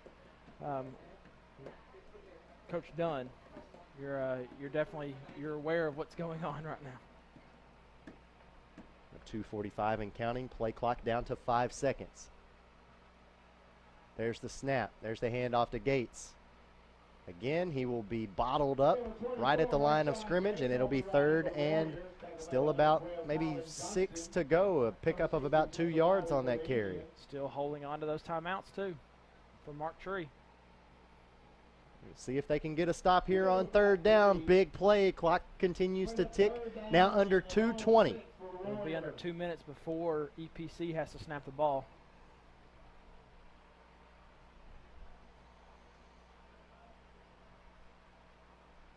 Yeah, play clock down to 10 seconds. Now they're going to get ready to go. I formation. Raines is under center. Gates in the backfield. Turns around, hands it off to Gates. Gates driven down in the backfield. So the stop was made. There's the timeout for the Mark Tree Indians.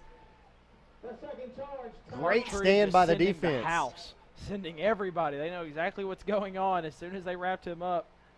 Like we said, Coach Dunn's aware of his timeouts. He went through his 2nd, so they're going to have one more with the punt coming. And, of course, as we've seen tonight, no penalties, nothing, no funny business. If this is just your standard punt, return, Mark Tree has a chance to be right back in this thing. I mean, and something we need to mention, they're going to have a 2-point conversion to go along with it. They will have to convert the 2 if they do manage to find the end zone in the final minute 54. That's assuming, as you said, everything goes smoothly on this punt. They're able to get it back. That's, I mean, EPC, you might see them pull out a fake here. You never know. I'll be curious to see if Brown is back to return for Mark Tree. He's been doing the most of that legwork tonight, and typically what you see, especially at this level, is high school coaches tend to call their punt returns to their sideline. So if it is a good punt and it's clean, look for Brown. If he's able to successfully catch the ball and have any yards after that return, that he's going to be coming to this near side. Ideally, I mean, that's typically what you see. Well, look at the Indians. They look like they're going to bring everybody here and try to maybe get to this punt. Brown is standing at his own 40-yard line, and now we've got I believe we got another timeout on the field. Nope, beg your pardon. There's going to be a flag down on the field on the far sideline, and I'm going to see what this is. It's number 16 for. Oh, it's going to be offsides against Mark Tree. So it looks like they were going to send the house, and they were trying to jump the snap a little bit, got them offsides. Now it's going to be. Now you got your offense coming back out on the field. They're going to look like they might try to go for it here. Or a hard count. I mean, or go for a hard count. You still have timeouts as well. They still have 2 timeouts of their own. So you can go a hard count right here, try to get a free first down. Offense back out on the field. Mark Tree looks like they're going to bring everybody. Just don't jump off sides if you're an Indian. Play clock down to 10 seconds. And we're going to have a false start on EPC. Oh, my goodness. And so that, once again, changes your game plan up. I would bet $1 we see the punt team now. Yep, punt team comes back out. Such a convincing hard count that you got your own lineman to jump off sides. That's pretty impressive. Okay, back to where we were a second ago. Just had to add some more. Act like the last minute did not happen. Yeah, just put some more ticks on my tally mark for penalties. Yep, there's the snap. Clean punt. It'll bounce at the 44-yard line. Mark Tree's going to pick it up. Anderson across the 50, across the 45, 40, 35, 30 down the near sideline. He is taken down at about the 25-yard line, but a flag is going to bring this one back, I believe. How about the moxie by Jamaria Anderson? Nobody near that football, just runs and scoops it up, takes it a good 20, 25 yards. It's all going to come back, though, because we had a block in the back at the 50, and then we also got a penalty here on the near side as the play happens. So if we have another unsportsmanlike conduct from the spot of the foul, this thing could back up pretty quick. Yeah, Jamaria Anderson's got his helmet off here on the near sideline, and he was talking with Coach Dunn. Coach Dunn, and he's kind of got his palms turned upward like, what did I do? And take another look. Clean punt. Doesn't go anywhere near Brown. And then here on the near side, as soon as we get him in picture, the first block you see right here is going to be a block in the back right there, brought him to the ground.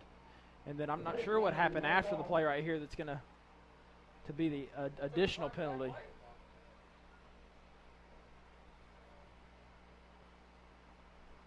This could be big if it's offsetting.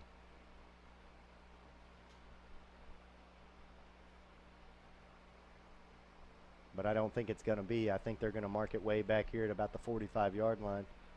We'll see, but there is a penalty marker sitting right at the 36, or excuse me, the 26 rather.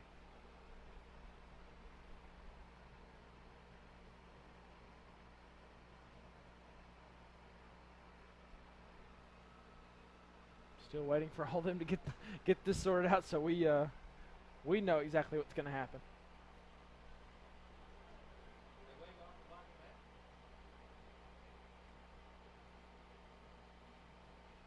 So the penalty was a personal foul. They're going to step off the 15. Let's see if there's anything additional. So they must have picked up the flag for the block in the back. There was two flags sitting right where Anderson corralled the ball before he took off with it. It looked like a surefire block in the back, but nonetheless, Mark Tree has it. Indian football on the Warrior 43-yard line. Here we go. McCrary surveys the defense, takes the snap. He's looking to throw. Steps up, tosses it to Brown. Is that picked off? Picked off by Harston. Andrew Harston snatched that right out of the air to give the ball back to the Warriors with 1:34 to play in the game. An incredible catch right there. I mean, that's why you keep your athletes on the field. Harston's back there. He's sort of playing center field, and he just reads that. Brown's running a little flag route to the outside. It was a well-thrown ball, double coverage, but Harston just beat him to it, able to keep it through, and just like that, the remaining Mark Tree fans that were here are starting to head for the exit. Yeah, even with 2 timeouts left, there's not really much you can do with a $1:34 left to play in this one.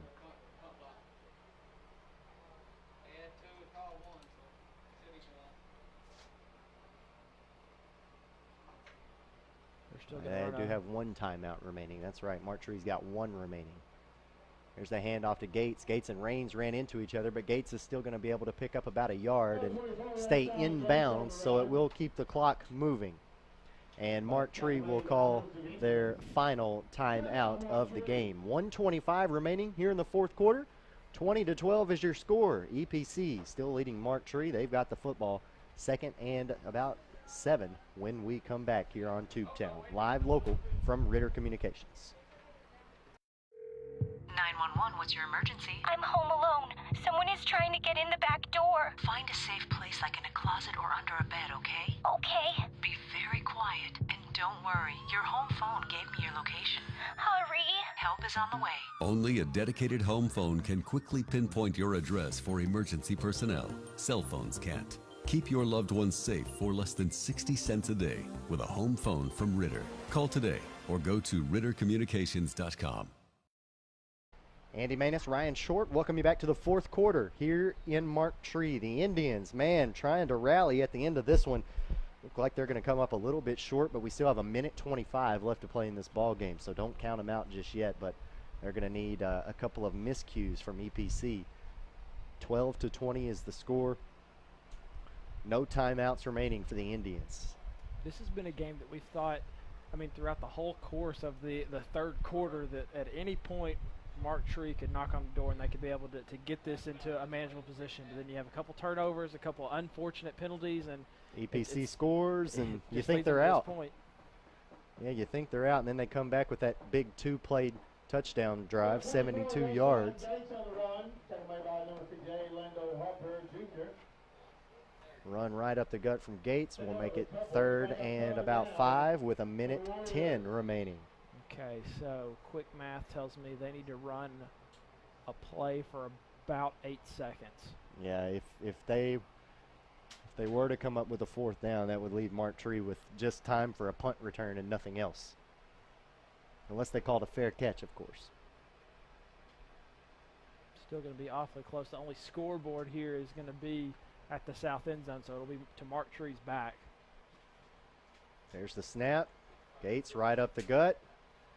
Stopped, and now 4th down coming up. See how quick they can get the ball spotted. Play clock is 25 seconds. So game clock is at 30. There will have to be one more snap of the ball.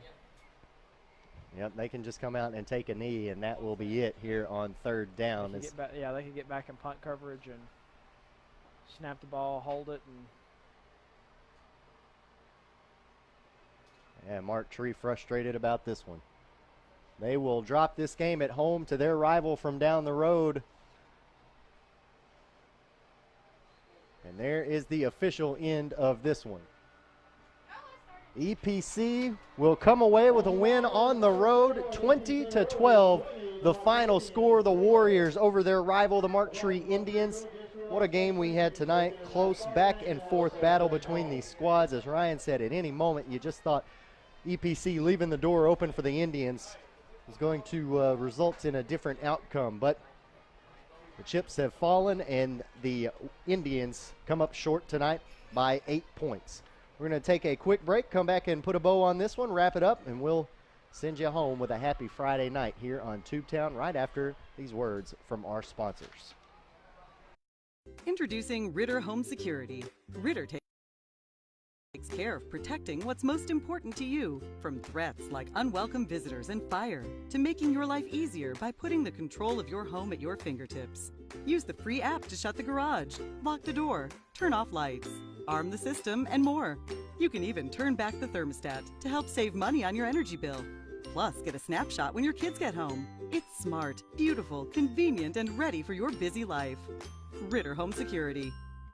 Until you've seen how fast it really is, some people's reaction to Ritter's 100 megabit internet might be like, 100 mega, huh? Here's how we describe it. Mega beautiful, mega fast, mega blast, mega party, mega Ritter. There's no end to your online possibilities with up to 100 meg internet speeds. In a word, that means mega fun. If you're not getting your high-speed internet from Ritter, you should. Call 888-336-4466 today. Only from Ritter Communications. Right by you. For your smartphones, tablets, phablets. For the browsers you carry in your trousers. Wowzers! For your big screens and small screens, short screens and tall screens, get speed that screams. From the top of your desk to the palm of your hand, it's the fastest internet speed in the land. There's no end to your online possibilities with up to 100 meg internet speeds. If you're not getting your internet from Ritter, you should. Call 888-336-4466 today. Ritter Communications. Right by you. High-speed internet for every grown-up, grandparent, kid, teen, and in between. Ritter's got it. Every JPEG, MPEG, and GIF for the working mom or the working stiff, loaded in a GIF. Whether you're a blogger, gamer, or pixel tamer, don't be a slow-speed blamer. Don't waste your time waiting to load that page. Get Ritter high-speed internet. It's all the rage. There's no end to your online possibilities with up to 100 meg internet speeds. Only from Ritter Communications. Right by you.